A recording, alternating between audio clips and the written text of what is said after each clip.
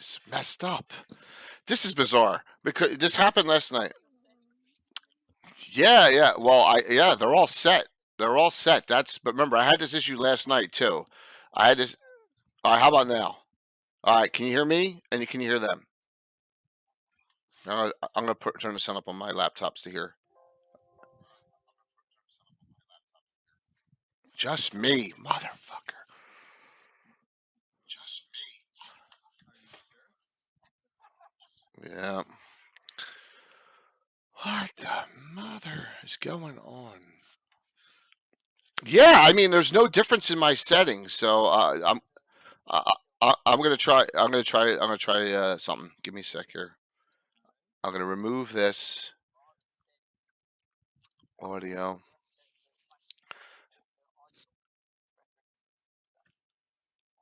Oh, split stream audio render. Test mic. Now something happened. I heard a little click in the background. So try this. It's hard to test. It's hard to tell. Looks like it's working. Let me try and put you guys in. It works. Zoom. It works. It fixed. Let me try and put you guys in. So it looks like Zoom changed a lot of settings around, and let me add the Zoom source in and just see what happens. If not, I'm going to manually add an audio source in. They can hear us. And see if that works. Because I have no idea. Zoom. All right, so. Let's do a capture here, a video capture, desktop capture, selection. There we go. Okay, try talking. Okay. Can you have us now? I can't even hear you. Yep. I can't even hear you now. Oh, you can't hear, but they can hear, but not Jay can't hear. Well, that's no good. Give me a second. We can't get it all. So yep. You just have to pick your battles. Yeah, exactly. The funny thing is now the audience can hear, but not Jay can. Now I can hear you.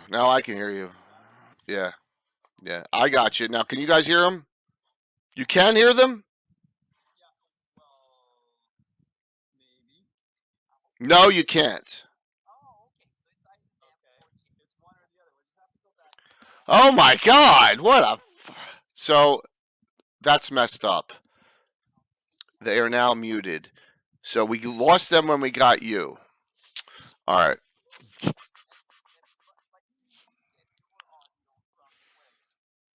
So normally I could just embed it right in and it works, and now it's not. So what I need to do is the following. I need to try this. So, all right. Now talk. Can you hear them now? How about now? Yeah. Can you hear us, Jay? Are you hearing them now? We have to wait the 10-second I can't hear them. You can't hear. You can hear them now, but I can't. Okay. Well, that's messed up. So let me figure this out. Yep. If you can hear us, but Jay can't. They did. They changed stuff. Yep. They changed stuff. All right. So I'm going to. How do I do this? You have to figure out what you are listening to, what your headphones are in. Can you hear them still?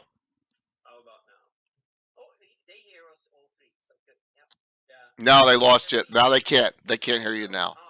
They can't hear you now. All right, I got an idea. I'm desperate here. Okay. Oh. I think I crashed the stream again. I think you pressed the stream. There's something with the audio that now you're back.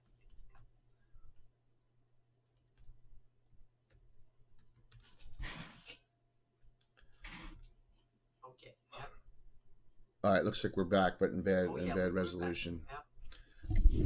All right, yeah, I have an idea. So what I'm going to do is make the mic this. It just went to low res. Now it came back to high. Can you hear them now? All right. I'm not sure. Motherfucker. This is this was actually I got to figure this out by Wednesday, of course, because we're just wasting a bunch of time now. Okay, I'm very quiet. Okay, yeah, hold on. How about now? Okay, we'll see. I keep talking here and see if how about now? Yeah, this plan's so crazy it just might work, Jay. It's the only way I can do it. It's the only way I can do it with them hearing me and them. So I have them. Is it? Well, if you barely. That'll work. All Yeah, right. you still have audio issues. There's something, but faintly. So yeah, it's some audio. I think they hear us through your speakers and the mic. Right. Yeah. Right. So so that's the thing. So the more you boost it, the worse Turn it your will get. speakers way up. Yeah, and which means that I've we turned will them get- up as high as I can. That's the Yeah, but we unfortunate get thing. nasty feedback and stuff. Right. It's better now? Yeah. It's better? Yeah, but It's all good now? Okay. All right. All right. What a freaking disaster. All right, so my apologies. So it appears what has happened, and this happened last night, Zoom has changed some settings, and I can't just embed it right in now, and I will have to figure that out and quick. So I'm going to do some tests before Wednesday, and my apologies. So we are a couple minutes late. I'm J.K. Lorcas. I'm talk very, very quiet because they hear us through your microphone. So when you yell in the microphone, it gets. Oh, so I'm overwhelming. Loud. Okay, that sounds good. I will tone mine down a little bit like this. I'll go. And Anna will yell. We have to yell really loud so they can hear us. So, yeah. Right. All right. So it seems to work. It's functioning barely. So oh man, what a disaster. So tonight we're going to talk about Elven and Dwarven Kingdoms, and we're going to campaign base this. This is not going to be a Legends and lore discussion. This is going to be a cool discussion on some options, especially what we got Tommy only for 45 minutes, which is why I panicked. So we got him for like 38 more minutes. Okay. So I'm going to link his great Greyhawk story site. Please check it out and follow along a little bit. But in my campaign and in his discussion points and his stories for this. No, actually, I'm going to hit the wrong button here. Hopefully this still works. Hopefully you still hear us. Okay.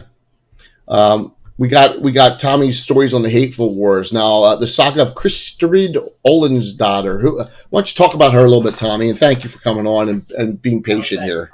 Yeah. Yeah, it's fantastic. It's great to be on with you again. I love the show, and I love to watch you guys, and so it's fun to be here. So the whole idea behind the novelization of the Hateful Wars was I was just putting all the information. I gathered all the information. I was just going to do a quick, how Mike did that Emery Fields piece. I wanted to do a piece like that on the Hateful Wars, and Mike's been doing that on his blog again.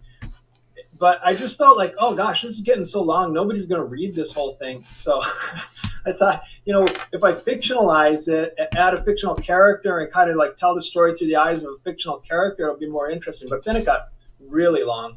It was just a disaster. It turned into a huge, huge novel. And so that's what you got right there. That's how that happened. But it's a great, huge novel which has a lot of reference points that are published source in it, correct? Yeah. I tried to use as many published sources as I could. I searched for everything that had ever been written on the Hateful Wars. I'm sure I didn't find everything, but I tried to find everything that had ever been written on the Hateful Wars and try to incorporate it, in some shape or fashion or form. Especially canonical sources, but also like whatever I could find on Cannon Fire, or searched and scoured Cannon Fire, and people's if people had anything to contribute, I was willing to take it and make it work somehow. I just jam it in there somehow or another, and so it really is. It's of course it's embellished, very much embellished with my own fiction, but a lot of the sources are well represented. They're very well represented in there. So I'm pretty proud of it. I think it, as far as a work of fiction, it's no masterpiece. It's the first time I've ever tried to write anything like that. I'm not a fiction writer. Not until I started writing Greyhawk fiction. So I'm still learning along the way. It's like learning how to do dialogue and learning how to make characters interact. I find I don't make my characters evil enough either. They're not interesting. They're not backstabbing each other enough, I guess. So I was thinking, it's a learning process, I guess. So I know a lot of it is based in characters you've created, which is fantastic. Yeah. Like Prince Trisaren. Yeah, I didn't create him. He's the real deal. Okay, he was the real deal. Okay, all right. But Christian Owen's daughter is. Yeah, that's my idea, my fictional character. That's my heroine of the story. She's the daughter of Prince Corran of Ulic, of the Principality of Ulic. So she comes into the scene as this ambassador of the Ulic states to Selene, and she's the one tasked with the job of coordinating the allies and pulling together the allies to create the alliance that's going to purge the Lortmill Mountains. And so she's really caught between these competing agendas. And of course, she has her own agendas and her own psychological issues to work through. And there's a lot of different storylines weaving in and out as we tell the tale. And all of that, of course, is really just to try to tell the story of this epic battle of the world of Greyhawk that really sets up the stage as we encounter it. Sets the stage for as we encounter it in game time. And the reason I wanted to have Tommy on was this, and that is, if you look in this area, and we wanted to do Dwarven and Elven Kingdoms tonight. Well, this is it, right? The Lortmill Mountains and Selene, Duchy. If you look down to the Principality, was this. This is the meat and bones of the Dwarven and Elven Kingdoms, in particular in the area I play in. And I wanted to bring Tommy on because this is the map of Anna's map updated for my campaign in this area. But this is the low road map of the area. And so I don't know enough about these Dwarven Kingdoms. I was wondering how many of these are incorporated into your stories. Because you have Grimal's Hill, Gilmarac, Rockholm, Iron Delve, the Lost City, Sharrock's Hold, Hawk Dunlerin, right, and Balnarak. You got Hearthguard Tower, which is mine right here. But yeah, so and you got this entire really cool chain. It's going to be in the Post Fest. So I'll just because we got the sound issue, I'll just keep quiet now and let you talk a little bit and see what. Yeah, well, I'm not familiar with Iron Delve, but I didn't see that as a Dwarven kingdom that was on the low road, but that's fantastic, and I wish I had a map of the low road. I don't know how you got a map. Well, I'm probably getting in trouble. Got some pre-map here because I don't have it either. Yeah.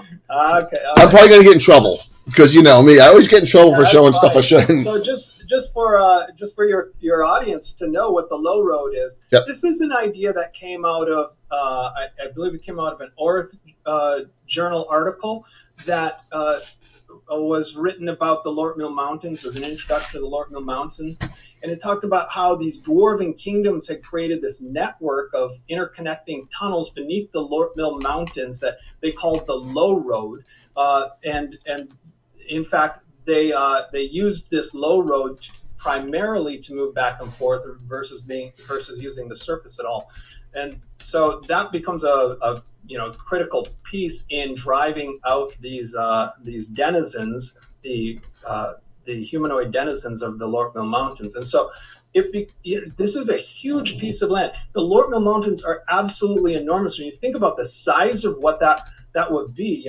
this is like a whole Underdark. You have like a whole Underdark going on there with that low road. So that's really cool. That's fantastic.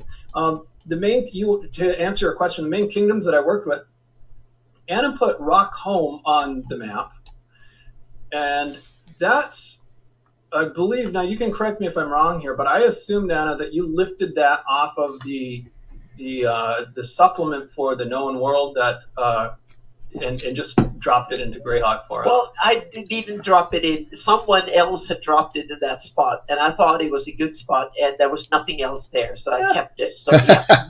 Okay. It's one of many examples that someone else come up with a good idea, presented to the community, and I incorporated it because there was nothing else. So I thought, okay, good, we put it there. That's fantastic. That's I love that kind of collaborative thing that we have going in the community. That's exactly.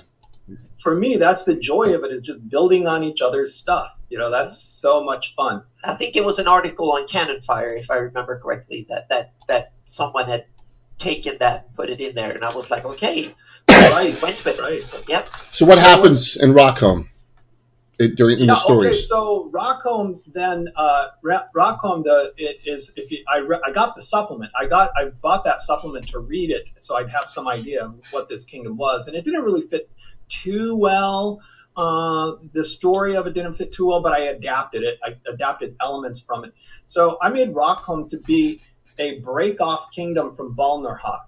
So according to the Orth Journal article on the Lortmill Mountains, Balnerhawk is the original Dwarven kingdom of the Lortmill Mountains.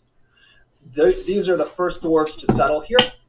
And then shortly thereafter, way up on the other side, the second Dwarven kingdom to establish themselves is Gilmarach.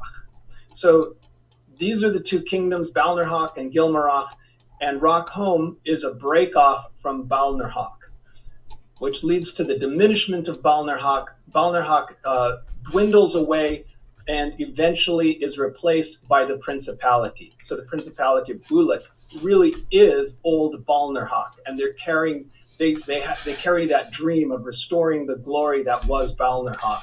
What year does that happen, roughly, with Balnerhawk diminished? I should get out my timeline. It's Balnerhawk is diminishing in the 400s because then by the time that Keolan overruns all of this in its expansionist phase, if you're familiar with what I'm talking about, Keolan, emulating the Great Kingdom, starts to annex all of the neighbors. And so Keolan pushes all the way to the coast there. And they take the mountains, and they're actually, Selene itself is a client state then of Keolan. And let's see, like the three Ulic states and Selene and the Pomarch all make a pact. I think I've got that right with the Pomarch in there. Mm-hmm. All make a pact to push Keoland out.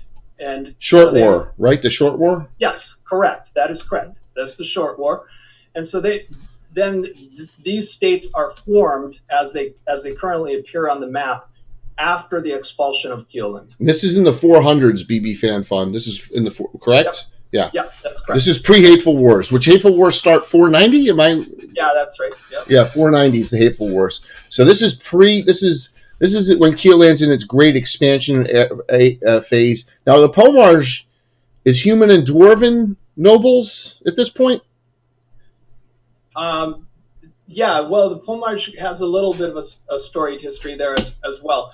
It's the free lords of the Pomarch. They are human. Okay. And for a while, they're under the Principality of Bulac.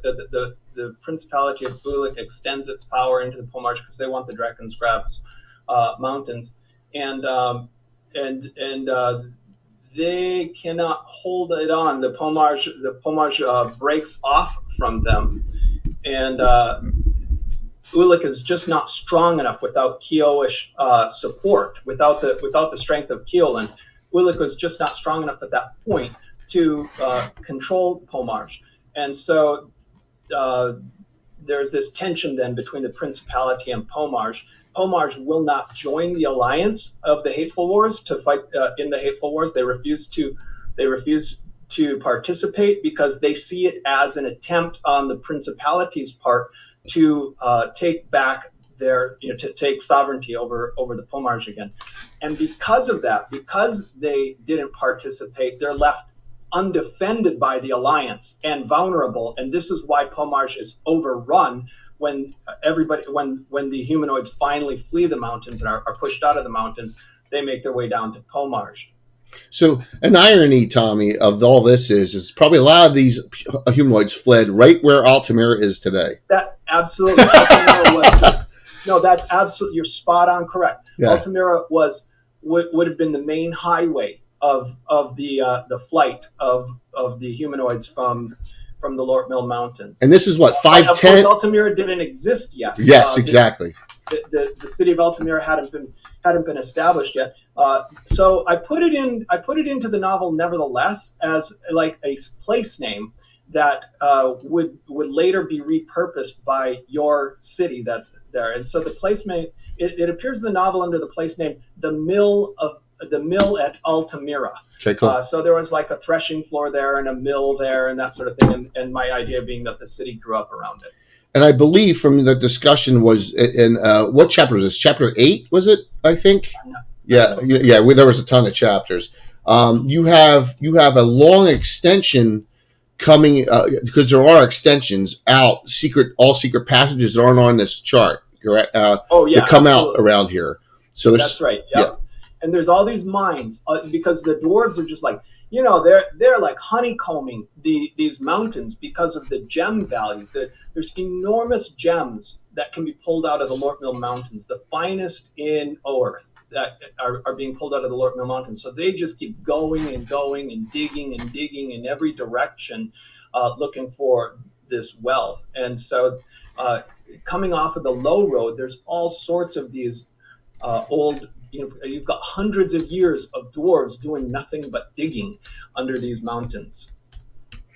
And what's really cool is that once again, when this does come out, and I'm probably gonna say that I may get in trouble for showing this, but with Tommy on, it just makes sense to link these up. The articles are coming out when the Postfest is coming out, but note that this is once again this is a guide for you all to utilize if you're using adventuring here, and I've done the same thing.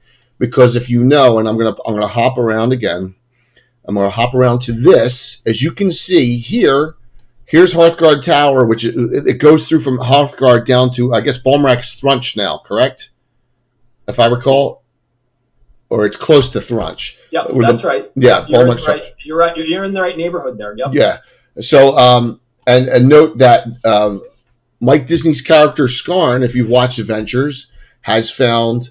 At the Abet here has found a side tower, a side entrance that connects, and they're trying to figure out how to get that connected to Hearthguard Tower, and they're looking for those low road connections all in this area, because I note that Tommy's had his dumping out somewhere out of Altamira, so I said, well, that's a great story. I'm going to make it now that, hey, Taryn, I'm going to make it that Mike's character, Skarn, and this is his family keep, that got destroyed in the Hateful Wars, Wolfmaster Keep. So I added that in, supplementing what Tommy had done, and then now he's attempting to find, because it would be of great commercial value to find that completed passageway from the outskirts of Altamira to Hearthguard Tower, and that's what the adventures are all about.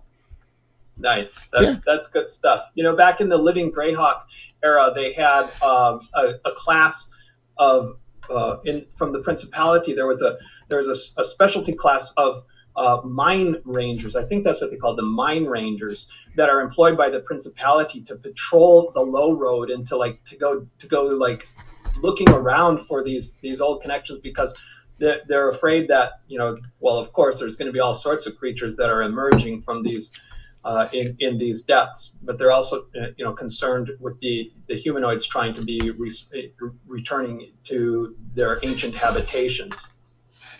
Yeah. So with the dwarves, and you said that Balmorak was diminished and went, and then it became the Principality of Bulac. Okay, so the Korand family, correct? Yes. Okay, the Korand family. So. Technically, the Principality of Bulac, then, if it existed during the era of the Short War, was it the Korans at that point? Or was it? Yes. Okay, so the yes, Koran, okay.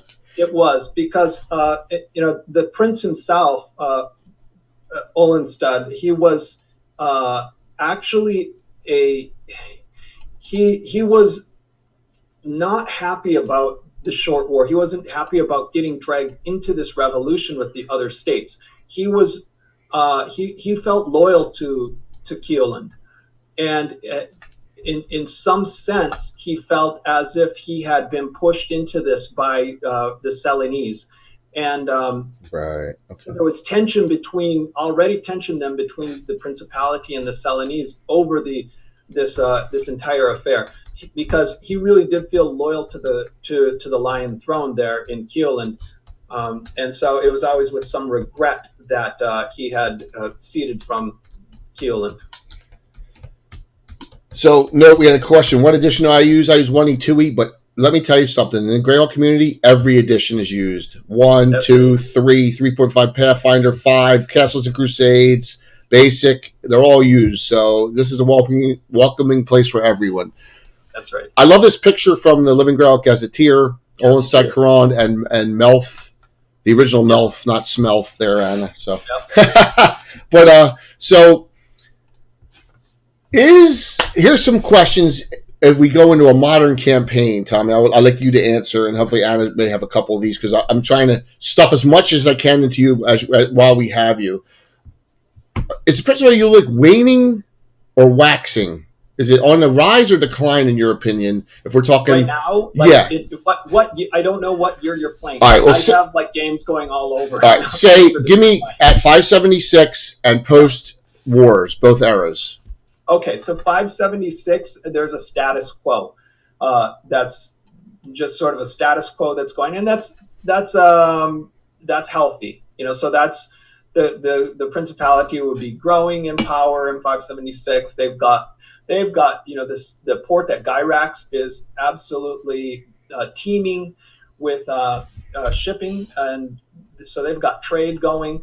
And there's the mineral wealth flowing out of the mountains and such. All of that shifts then in the Greyhawk Wars. During the Greyhawk Wars, the emergence of Turash Mak and the empire where there was none before, up from the Pomarj, that becomes then an existential threat to the Principality, because all of these humanoids that have been living down here in the Pomarj, they have never given up the dream of taking back the Lortmill Mountains. Right. For them, the Hateful Wars, what happened in the Hateful Wars, that was a strategic retreat, a strategic withdrawal, and they have long memories, and they can wait generations if it takes generations, but they will take back the Lortmill Mountains. They're sworn to it. And so the Principality becomes the buffer between that objective of all of these different humanoid tribes, which is the Empire of Turash Mak, and the rest of the states that are around the mountains. And so they're like they're like Armenia stuck there between empires in the Roman era, right? It's like, oh my goodness, right? Yeah. Or Thrace, or one of those, that's right thrown right in, or Dacia. So, and note the reason I asked that is because I live in Greyhawk era. As you can see, this whole area is overrun. Well, not my campaign, because mine goes back to 1980. The Order of Bulac, this is where they sit. So it never happened. The invasion crossing the Jewel never happened in the Principality in my game. And that's hence where the difference is, which is kind of neat. See, as you can see, the Order of Bulac main keep, Wales Castle's down here, and all these are Order of Bulac keeps running along the entire length here. So if it wasn't for the Order of Bulac, what you're saying is the Greyhawk Wars would have happened. The Greyhawk Wars stood. The Order of Bulac held here, the line. Just here. Yeah. The rest of the Greyhawk Wars happened. I mean, because I've been playing since 1980, and that's the point I want to make on this. And this is not aggrandizing my campaign.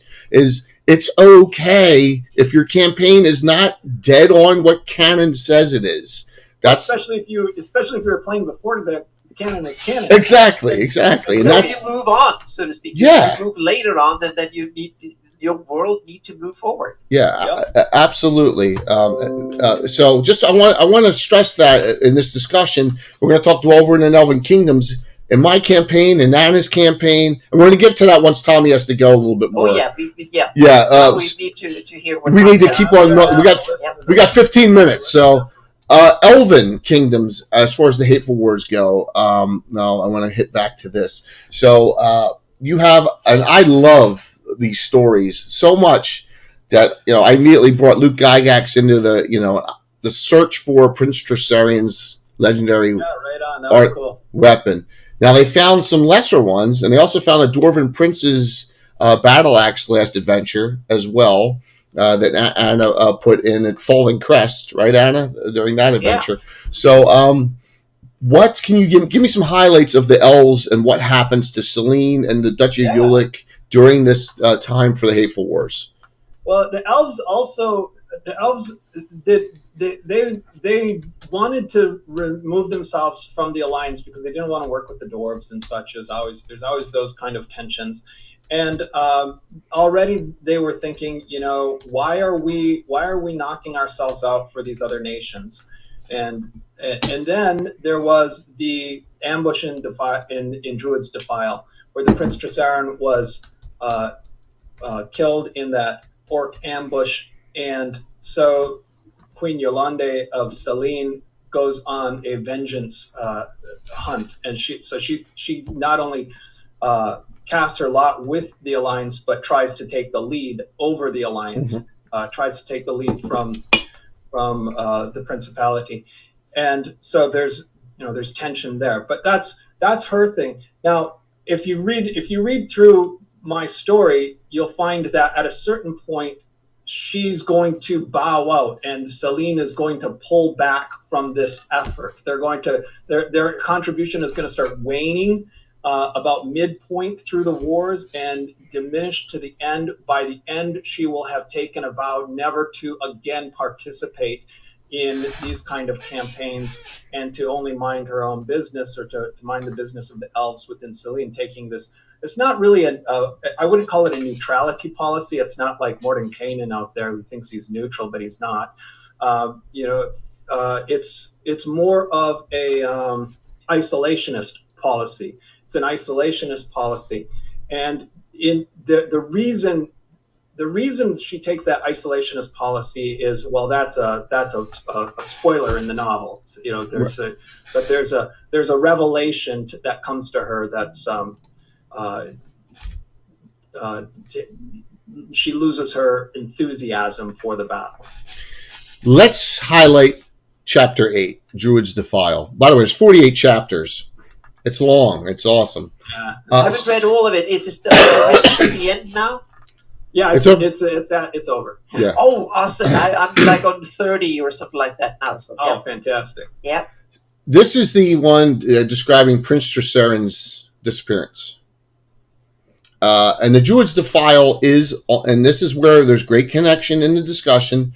And if we note, here's the Druid's Defile, okay, right there. As you can see, and I have more and more stuff putting on the map. There's Ruins of Wolfmaster Keep, the Abet we already talked about. Here is Falling Crest, which we used the last adventure that we had Todd Stashwick on, and Ed Greenwood, and Eric Boyd, and that's where that took place. That's another location that I added in. So tell us about, and thank you, Kayla and crew, for coming in, and please, we're having a great discussion here on Dwarven and Elven Kingdoms. Please, hang out and sign up for a giveaway. So, Tommy, tell us a little bit about the story about Prince Tressarian. All right. So the prince is on a diplomatic mission over to the county of Bulac and he's on his way back. He's on his way back to Selene when his party is overrun by an orc ambush, and so. The question then becomes, well, how did this happen? How does the Prince of Selene, who was part of the he's ordinarily traveling around on the back of a hippogriff, right? Because he's part of he's one of their knights, and so how does this happen? And so there's some sort of treachery afoot here, and this is the impetus that brings Selene into the war. And I don't know what much else to tell you about it, but I was really excited about that whole scene and wanted to dramatize that out as best as I could. It's in the sources. I didn't make that whole bit up. Right, but you described the whole scene is really described so well. And note that this is Yolan's consort, right? Right. Yeah. I should have mentioned. Yeah. He's the consort to Queen Yolande, and so he is he's valuable to her, and she is petty. She's petty like that, and will take her nation to war over her broken heart. Which is pretty interesting for an elf, a gray elf who lives 2,000 years, possibly, right? She's pretty young. Yes, yeah, true. So she is pretty young. So, and it says lament and end stab here. But here's the thing: the prince's body was never found. Right. So, in the story, as I wrote the story, his body was found. His head wasn't found. Oh, okay. Yeah.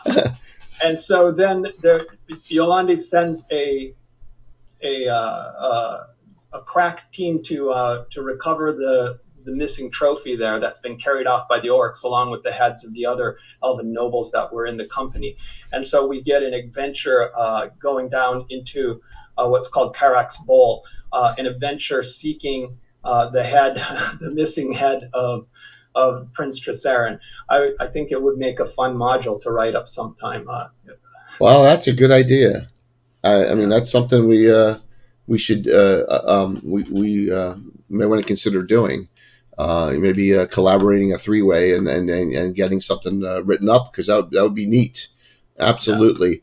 Because for me now, I tried to do that throughout the story. I tried to give opportunities to say, like, without being just so obvious about it, but just to say, now you can tell that now you're in a D&D campaign, even though they're not. I didn't play them. We didn't play them out in our games, but you could Right. easily, like, now we have a dungeon, now we have a campaign, now we have a small objective, a small side objective that's going to play into the larger narrative. And so that happens at several points throughout the broader narrative of the novel, because it really isn't.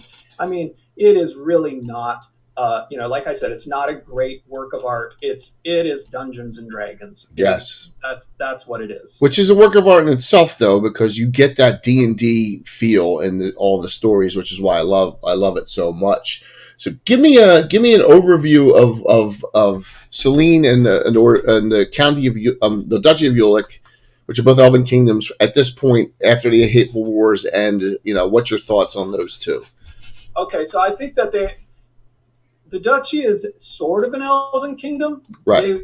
They used to be an Elven Kingdom. They're now a completely mixed kingdom. There's all sorts of different races living in the Duchy, including gnomes and humans, and but they're still ruled by a Grey Elf, and they're still under the aristocracy of the Duchy is still Elven, and so they have relationship with Selene. Of course, very close relationship. They at one time, they're probably related, right? The aristocracies are always related. So okay. I didn't explore that idea, but it seems obvious when you think about it. So that's what's going on there. But they have their own agendas. They're on opposite sides of the mountains. The Duchy is very much involved in the rest of the world. They're involved in trade with the rest of the world, whereas Selene is closing her doors and doesn't really want to have much contact with anybody else. Okay. Considering, I hate to do a Lord of the Rings references, are they just as is, waning, waxing, just like the Dwarven realms? Do you think it's are the elves in Twilight of Greyhawk, or is it? No, that's not necessarily the case. Yeah, they are. Okay. They for sure are. I don't think it's not a Lord of the Rings reference. That's a consistent idea that runs through fairy lore. Okay. Is that the fairies are the fading land people. They're disappearing from the earth, and the age of men is ascendant. That's pretty much a universal idea. And Tolkien did that very, very, very well. But for sure, we had, like, at least in some of the Greyhawk lore that I've seen, the Elven Kingdoms it was once vast. It was once, it was the elves versus Vecna, right? Those versus the spidered throne, Yep. and that would have been, that's a whole nother era that of Flyness history that would be fun to explore more sometime. Oh, absolutely. You're going back, what, 1,000 years then? Roughly? Yeah. More like 2,000. Is it 2,000? Okay. Yeah, almost 2,000 Wow. years. Yeah. So I know we're going to lose you in a minute or two here. Anything in synopsis you'd like to say? I know we cover this area of your stories, which are brilliant, and I know you've done stuff on the Knights of the Heart as well, which kind of that ties into High Folk, which is like an Elven realm as well. Yeah. Well, I really enjoyed working in the area, working in the region, writing the Hateful Wars.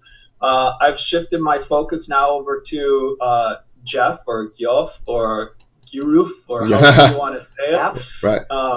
That's always been my objective, has been to get a campaign going there, and I finally got a campaign going, running through the Living Greyhawk modules for that region. A lot of fun, good stuff. Shout out to Eric Menge and the crew. Oh yeah, you guys were rock stars in that. So that's kind of where my focus is now. But it's just I'm gonna put all these chapters, these stray chapters of the Hateful Wars that right now you've been referencing through that table of contents. I'm gonna, one of these days, get them all put together into one PDF that people can just download. Oh, that would be awesome, man. Yeah, I know, right? It's just a thing to do. We gotta get that done. That would be fantastic. Knowing that, because it's a good read. It really is. I've only read through it once. I should really, and once I get my fixated on something, then I run with it, and then I'm like, oh, I'm gonna do this in my campaign and stuff, So. And that is what is so great about the community. We have Tommy doing the stories. We have Rich and David Leonard doing the long road. I'm doing my campaign. There's other people doing campaign. And that's the whole thing, and it all ties in. So and Anna's up there. Anna's up there in Shieldlands. Oh man, I'm so stoked about what she's doing up in Shieldlands. I heard her on the with Wiley Hobbit, and it's like, oh man, that is so cool.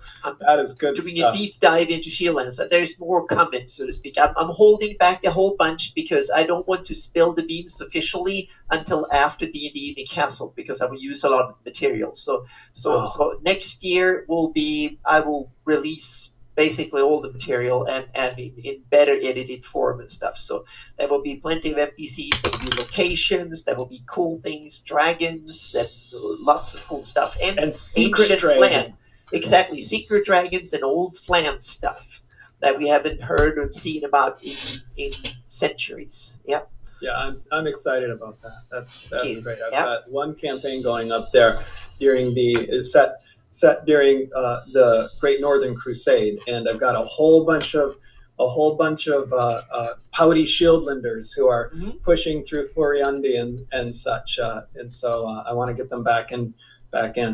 And I think those are two, both Thomas, what you've done in this area and what I'm doing in Shieldlands. I think those are good examples of what anyone can take almost any part of Greyhawk and make a version of it and add back in ancient history, tie it into existing lore, and add to it.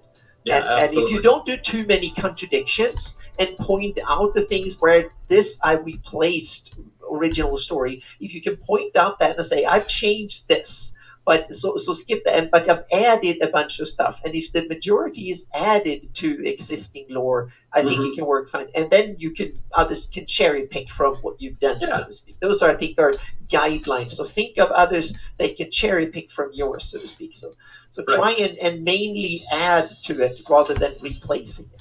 Yeah, that's helpful. That's some helpful guidelines. Yeah. thank you for your time. I know you got to go. Yeah. And, I gotta run. but I gotta, Yep. we- It was great Thank meeting you. to chat Thank more. you. Yep. we stuffed a bunch in, and we'll talk to you soon, Tommy, and get you in a future time. And what a wonderful discussion! And I hope you have a great night. Thank you, All sir. right, all the best. Yep. All the best. Thank you. So, wasn't that a great discussion for when my sound wasn't effed up so bad? No, And it's okay. It's okay, at least on my part. So I hope that. yeah, I Yes, mean, what a wonderful. So, a little synopsis for those that you came in late. You know, noting the amount of lore in the area of the Sheldamar and Lort Mill Mountains. This is my wheelhouse, so that's why I love talking about it so much, because I have a reference point.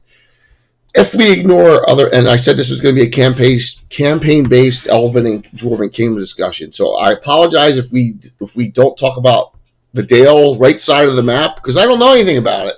I don't want to spout off on stuff I don't know about, but in the future we can always do that. We can bring in some other people who have some more knowledge on other sides of the map. Well, Dak, I have a mic. I have my mic sitting here. That's why I don't have a headset on. We had to figure out how to make this work tonight. So, because it was all kind of, dark. Zoom is the way to go for me, because I got people bouncing in and out and all this stuff. And it's just tonight is the first time, and last night Zoom made changes. I got to figure out why they made the changes. So it's good to see you. So, Anna, you know a lot more about me than me about. And let's go to a spot I know you're an expert on, and that is the ancient Elven Kingdom fortresses along the west. Well, I can't say I'm an expert, because I don't think anyone is an expert, but because we don't know much, and there are some interesting contradictions and stuff. But it seems like back in the day, the elves built according to some sources, and this is some. I've seen people write together, and there's fragments here and there, but there seems to have been a chain of elven cities throughout, from what is today the hell furnaces in the south, all the way up to the Yatils and up into the western Vespi. That was like cities up there, and now I'm thinking in the time like 2,000, 3,000, 4,000, 5,000 years ago, meaning thousands of pre-invoked devastation. Oh yeah, pre-invoked devastation, and then there were and long before that, and then came wars between the elves, the Suals, and others, so to speak, and the Drow, and then came the invoked devastation and stuff, and the Sual and the elves and others fought, and then in my campaign, there's one elven city still up. Yes, and that's what from I'm talking those about. Original ones, so to speak, and that one, it's not my invention. I think it's a living Greyhawk invention. They invented Kershane up in the Catsborough Mountains. That is just, there you go, up there, yeah. And so they invented it, and they made it a part of Pernaland, and I did in my campaign. This I kept as one of the strong elven strongholds that has been there for millennia, just like Instad has been there for a long, long time. And also that it's part of that elven realm that stretch through a large part of the Vesvi down into Highfolk and through Beluna and all the way down to Selene was originally an elven realm that was back in the day, and that was what was kind of remaining of the one that stretched through large part of the Sheldamar Valley and other stuff back in the day, long before Vecna's time. And then Vecna was probably one of the first to challenge the Elvens down in the Sheldamar Valley, and he grew strong, and they kind of grew up. And also there was probably climate change. I was thinking that the elves didn't live up the mountain peaks because it was they wanted to live up the cold and the dark, or like the cold and the snowy, I would say. But so I think that it was probably part time back in history when the planet was much warmer. So it was kind of nice and cool, and the mountain valleys up there were fertile and full of forests and stuff. And then eventually, when the climate cooled off again, they became polar and tundra and the barren rock we see today. So that's been but there's one left there, and that's Kirshan, that is still existing, because it was the one that was so far away from most strong human realms. So he wasn't invaded or raided or ruined or anything like that. So he was the hidden one that is still there, so to speak. That's been my take on it, and it's partly based on that fragments of lore we have, and then what others have added, like through Living Greyhawk and stuff. And then I kind of went with it. So yeah. Yeah, it's Pesh, very ancient there from Jack Jack 9627. Very, very cool. Hey Mike, what's Yeah. going on? Thank you for the follow there. Kirshan, is it High Elven? Well, The, the way I do it with elves, it's a little bit different from. I don't have high elves and gray elves the normal way, so to speak.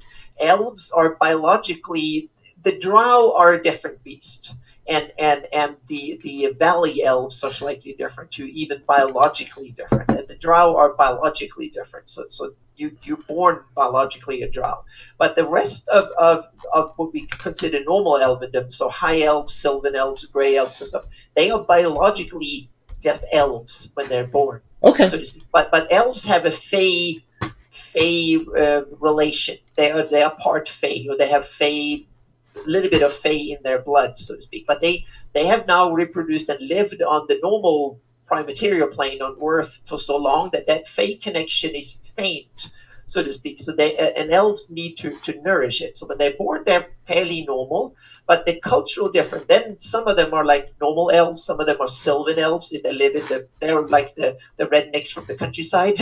They're not urban in that way, so to speak. They live more, maybe more primitive and a different culture, deeper into the forest and have less connection. They don't build big cities and stuff like that. So they're more rural elves, so to speak. They will be the Rurach or the wild elves, or the forest or stuff like that. And then you have what we will call the high elves. And then when elves are some hundreds of years old, if they stay true to the elven gods and that fey connection that gives, then when they grow older and mature, they can become gray elves. And that's what when they mature into. And that's when they embrace their fey ancestry and the elven kings and the elven deities and the elven faith. And that gives them the connection, and they can become gray elves. But they can simply say, oh, what the heck, I don't like those old traditions and all that they can just go out and live among humans or whatever, and then they will die as mortal when they're 500-600 years old or something. But as gray elves, they can live on and become more and more fey, and eventually they might end up in the Feywild or whatever and live really long. And so most realms, elven realms like Selene and parts of Vespi, because I have the Taranal, that's a wonderful. Now I have to this map that Mike Bridges made. Oh, here it comes. This awesome map that he gave me. Mm-hmm. I'm very proud owner of it. That he gave me at GaryCon. This map, I'm going to put a link to it in, because he put it in here, a post on his blog where he wrote about it. Yes, please do. So yep. So there you can find a scan of this map, and it's a really cool map. And he said that there's a bunch of several Elven Kingdoms, and up in the Vespi, he called it the Taranal.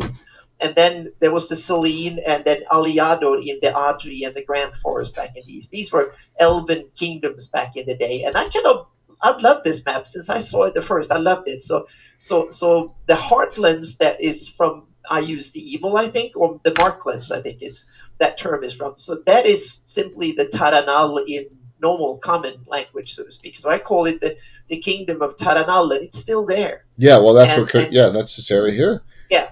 So the Kershani and stuff is part of it. It's one of the big centers in. Everyone's saying that snow elves. They're snow elves here in Kershani. That might, yeah. Well, you can call them snow elves because they live up the mountains and there's snow there. Yeah. I don't have elves in difference that way. I have gray elves. They are the ones that embrace their religion and that change them. They become more fey, so to speak. And then you have a good example of the ones that don't become gray elves are like Keek, that serves Ayus, for instance. He abandoned the faith and elvendom in that sense and started serving Ayus and he stays in high elf forever, so to speak. And some of them become gray elves, and the ones you become old, wise, and you get more magical powers, and you become more fey. than normal, and that's when you become gray elves. So I changed the story that way in my campaign. Interesting. Yeah, so that's kind of a very short. And Veluna and Highfolk are different because they have a treaty with the elves. So there's part Elvendom through Veluna all the way from the Taranal or the Heartlands up in the Vestby all the way down to Selene. So And you spoke about whether Ulek is getting stronger or weaker after, and in my campaign it definitely gets stronger. Both Selene and the Uleks. And what happened is that the elves, the dwarfs, they realized that now we might have a chance. Keoland is on the decline, and the rest of the world is changing, and the Kiewish Empire is not much of an empire anymore and has problems elsewhere, and is kind of. So what they did was that the elves realized now we have the chance. So they kind of bribed the dwarfs, saying that if we pay Keoland a hell of a lot of money to recognize you as a full kingdom, and then because the duchy and the county of Bulac are mostly elven population and some humans. So what they did was that those two went to Selene, and instead the dwarfs got the rights to call themselves, they become a full kingdom. So they're now, then they got the Ulic name. So they're now the kingdom of Ulic. So the principality of Ulic is now the kingdom of Ulic, and is recognized both by the Keoland and Selene and other states as a full state, so to speak. They're no longer just a leftover province from an empire that has receded, so to speak. Interesting. And yeah, so that is the change, and that was part of Celine's game, to play kind of low key, not to anger anybody, and then negotiate and try to deal. And the Sheldon, the Kiwish, they realized that they might have a rebellion on their hands in the Ulex because all the elves are the majority. So there are parts of the Ulex that went to Keoland, but the majority of the part went to Selene. And then the principality of Ulic got then elevated into full kingdom status. And the elves kind of paid for the whole thing. Well, that makes sense. Yeah. So it was kind of a negotiation and treaty and diplomacy over like 100 years to get that going, so to speak.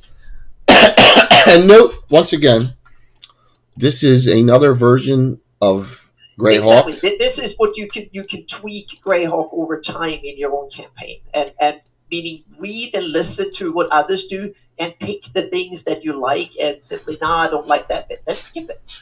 So that's the idea. You should make Greyhawk your own, but also do it with love and carefulness, so to speak. Don't just mess things up because you need it for one game session or something. Think about if you want, and also you might just run one shots. You don't really keep a complete record of your version of the Greyhawk and stuff like that. That's perfectly fine too. You don't need to. We heard from the people that played with Gary himself back in the day that they didn't keep track of a campaign setting that way in the beginning either. So there's a lot of big names in the RPG hobby that have done fantastic play for decades who doesn't keep track of it, and some they are completely going bonkers on details like this. Yes, and you're not going to harm anyone or hurt anyone by making a change into your into the canon or published source, and that's kind of what I wanted to stress on this discussion. Mm-hmm. Now, my direction is a little different for Selene. Yeah. Selene was never really. I never went the isolationist route, and I didn't like it, and I created a knighthood. I didn't like it either, so I tweaked it. You did. You made them a little. Out of lemonade, so, you made them grandiose. You made them on a grandiose scale, a big power play.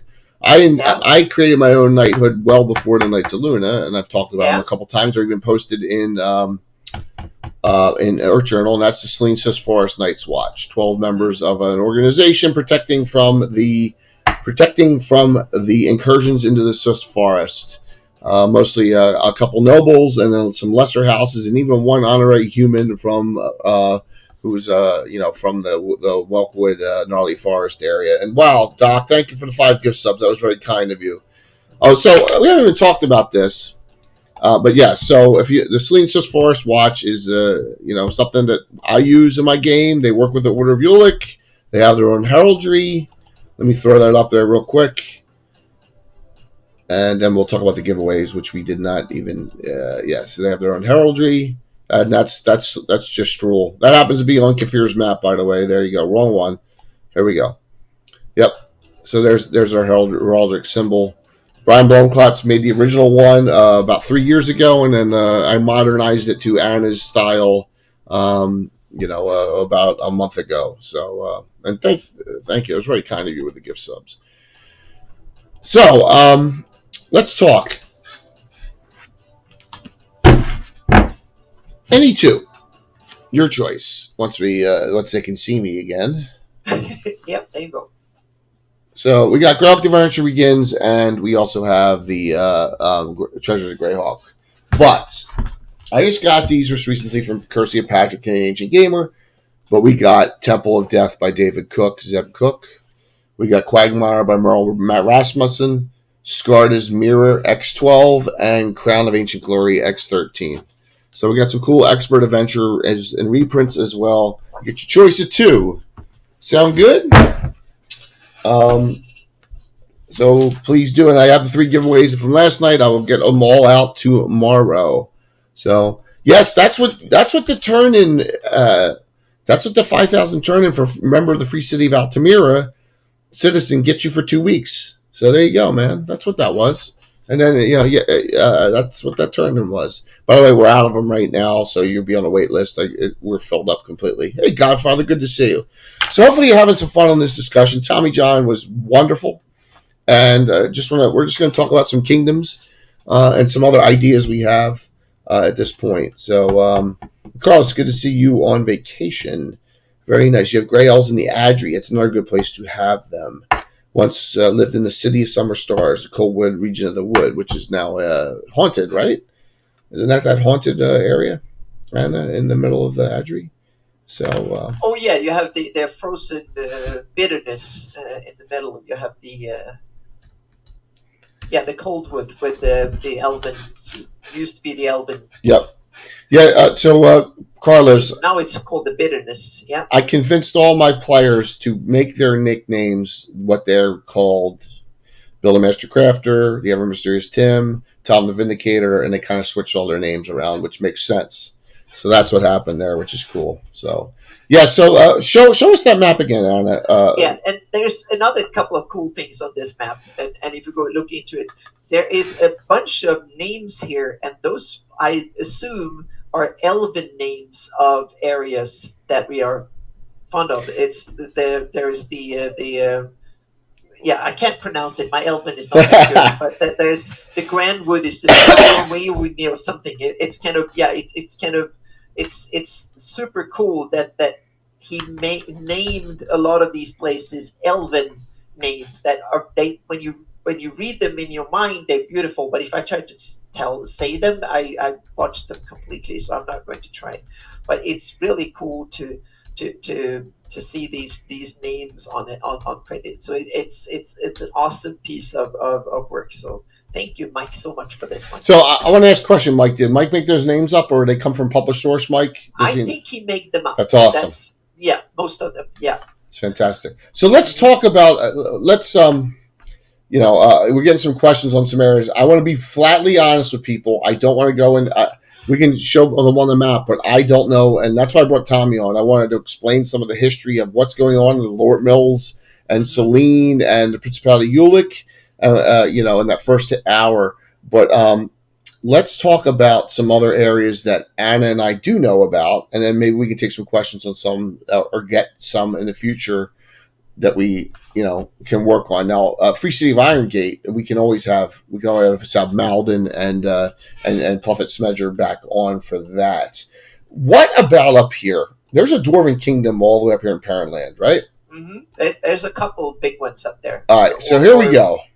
Yeah. How about this? Coon's Clan and that is a living Greyhawk in the Coon Clan.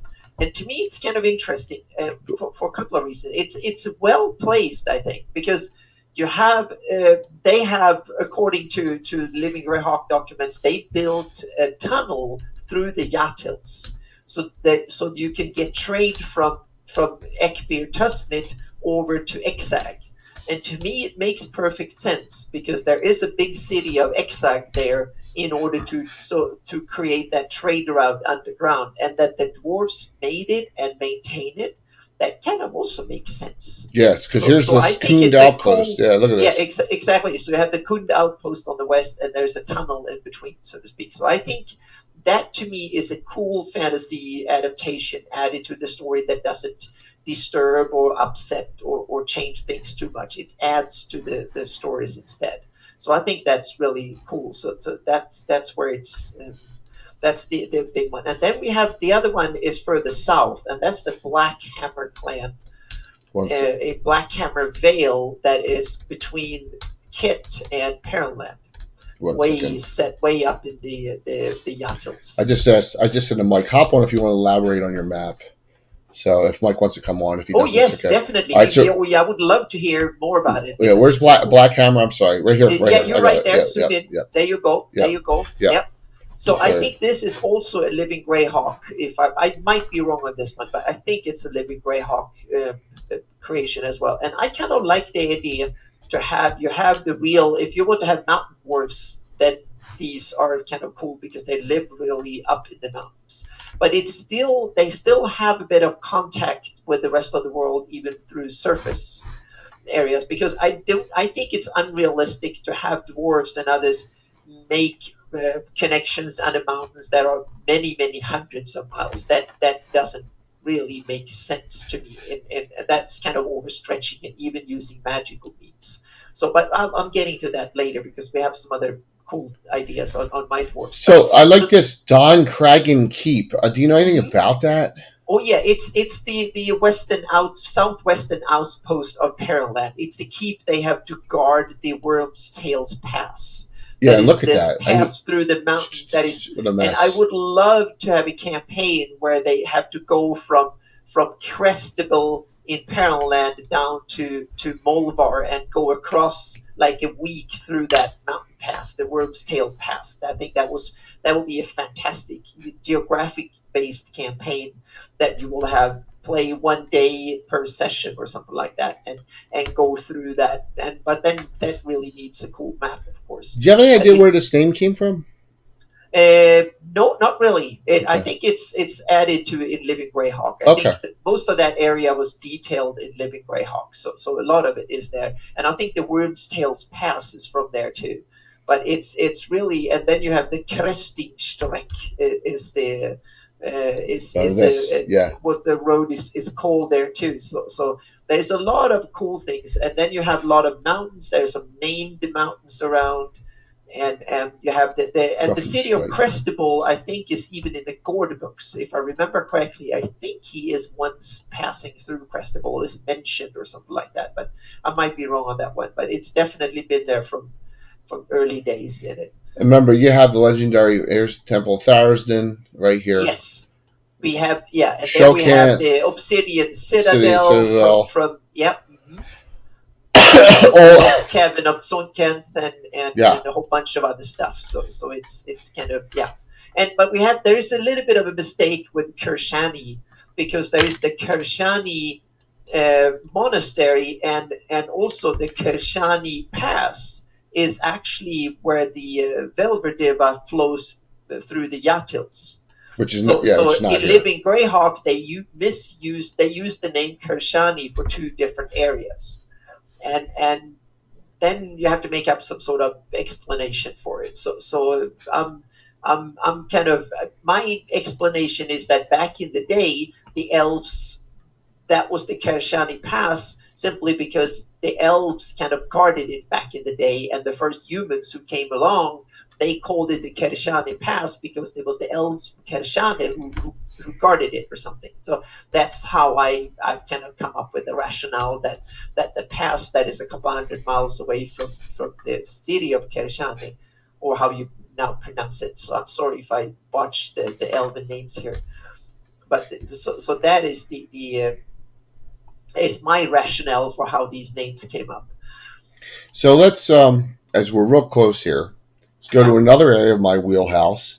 Mm-hmm. Multiple Elven Kingdoms, you could call, and that is the Vespi Forest, right? Yep. So what you have here is You have it as multiple kingdoms. yeah, you have almost every sub race in my game of elf here.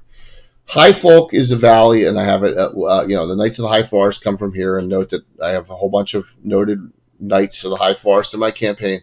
High Elven realm. There's human mayor in here. Elrin Walther, I think his name is. There's a whole bunch of gnomes in this area too. So this is a very welcoming area. I know that High Folk was done also by Dungeon Meister, our French friend. Do you have the backstory? Why is there a High Folk? I don't know why there's a Valley of the High Folk. That's a great question. I don't know that question. I didn't know that either, so I made up the story. Okay, let's hear it. And my backstory, I've told it a little bit before, but it could be worth telling again. And so what I did was that the elves controlled the vastness of the Vespi forest back in the day, so to speak. And then comes first they were the Flan, and they never really settled here much, so to speak. It was Elvendom back until after the migrations, where the Origians and Bakuni and others came and started settling in the area and invading. So then when the Oridian grew strong and the viceroyalty of Ferron was established, and they started expanding north, they followed the Velverdeva all the way up, and then they encroached on the Elven territory, and the elves were kind of realized they were outnumbered, so they probably tried to negotiate some peace, and there was a treaty signed between the Ferron and the elves that gave the High Folk a neutral status. So High Folk became a realm that should accept both elves and men, and it became a conduit for trade up to Perenland, and the Great Kingdom expanded up to Perenland. So both Beluna and High Folk were created to keep the peace between elves that were the strong power until the humans came in numbers, and the Great Kingdom. And therefore we have a Beluna and a High Folk that are different, so to speak. And those realms were created as kind of hybrid realms originally. And then over time they got their own kind of character and culture and stuff. And that's why High Folk is very much a center of half elves. A lot of humans and elves come from there and become like a hybrid culture. That's my take on it. Here he comes. We got him on. Oh, awesome! So as Mike's coming on, Mike, good to see you. As Mike is hopping on here, oops, I just moved that by accident. I just messed up my screen here. See you. We need you. We're rolling through. We're at 7859. We get to 8,000. Well, whenever we get to 8,000, let's get to it by the end of the month. The 8th Best of the Dragon, Volume 3, original, not a reprint. I don't give away reprints of these. These are originals. Every 1,000 followers through 10,000, I give one away, and we're really cranking this month. So if you know anyone, hey, throw us a follow. Mike, that's such an awesome map, man. Yeah, now you need to tell us more about how it came to be and what are the backstories on this map. Anna, please do a relink in the chat for that. Oh yeah, I'll relink it again. And thank you for that, Patrick. What was the link? Anna's doing it. Anna's taking care of it. The link to your blog post where you talk about it. Right. There you go. Yeah. Yep. What was your thoughts behind making that map? Well, I was wanting to do a campaign that was all elves, and I decided that it would be more interesting to do something that was untarnished by all the human wars and things, so I took it back to ancient times. We have a lot of information to go on from Steve Wilson's timeline in Earth Journal.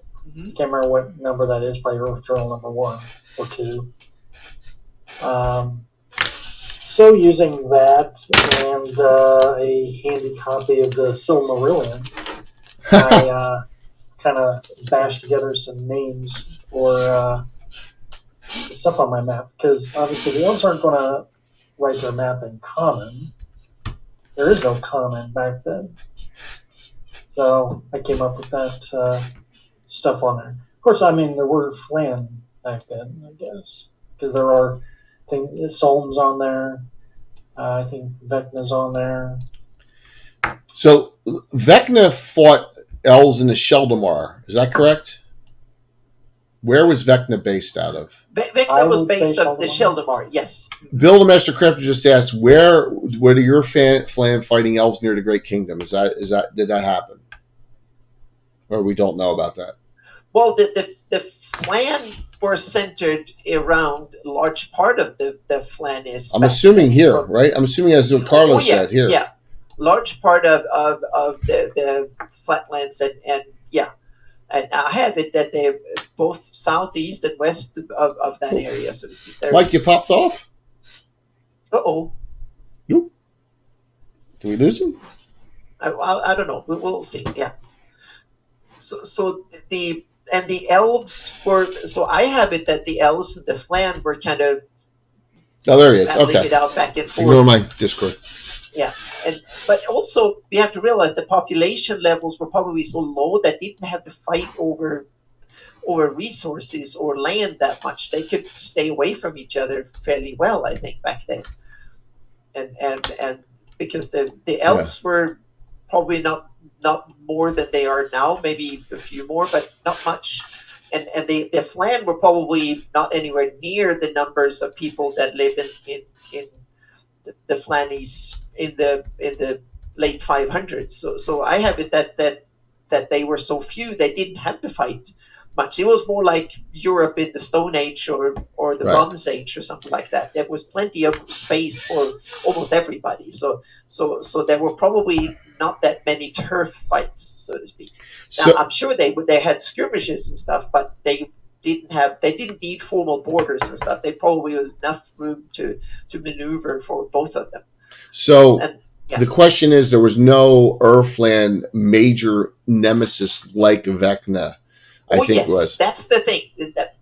And then what I've this is just my take on it, but we know that Vecna came and he united and through force, so to speak, the Flan and by conquering them, so to speak. And I'm thinking that I don't want to see this piece of information literary, more like symbolically, meaning Vecna was probably the peak of a new culture of the Flan. And for me I have it that the new idea that I have about the Urflan was that they, before they had worshipped things like the sun and the earth and like the early forms of Druidism.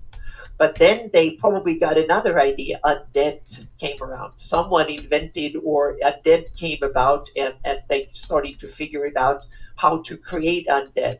And they're in order to rule, if you could become a powerful undead of some sort, then you could start ruling and terrorize the Urflan.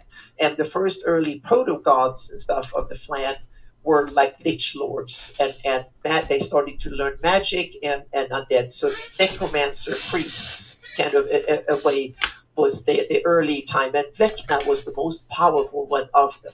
But there were probably a whole bunch of them. You know, a few names like Acererak and a few others from those times, 3,000-4,000 years ago. Zalen too now, right? Exactly. Meaning that there are several of these named in history, and in my campaign, I have it that those were the Flan when they started embracing undeath as part of a cultural thing.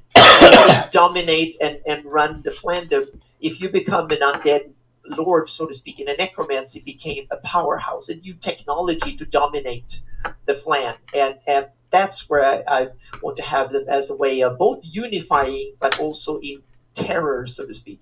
And that also meant that I think there were a lot of Flan who resisted, and also that probably meant that some Flan probably took up refuge with the elves and stuff instead, so to speak. So you probably start having the first real skirmishes with Vecna and other necromantic lords, so to speak, or witch lords, or whatever you want to call them back in the day.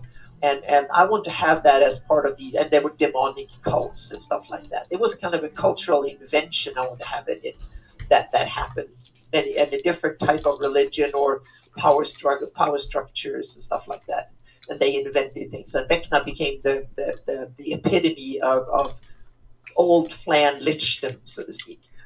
So we got Mike on. Yeah. So Mike, why don't you, since you were kind enough to hop on here and clean up after Tommy, which is awesome. Thank you. What? I don't know what's left. Well, what do you name a Dwarven or Elven kingdom that you know about? It could be one we've already discussed and what you've done with it in your game. Yeah. And Bill Mastercrafter asked a good question. Yeah, that's why I went. That's why I went to bitterness in the Coldwood. Right. That's one right there, isn't it? And that's part of your that large kingdom that Mike was talking about, which is named what? Eleanor? Yeah. Aliador. Well, Mike, talk about Aliador first, and then tell us about one on the modern map, if you don't mind. Fun. Aliador would be.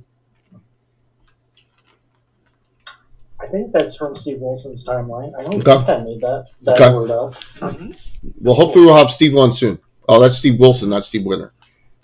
Steve Wilson. Steve Wilson, yeah.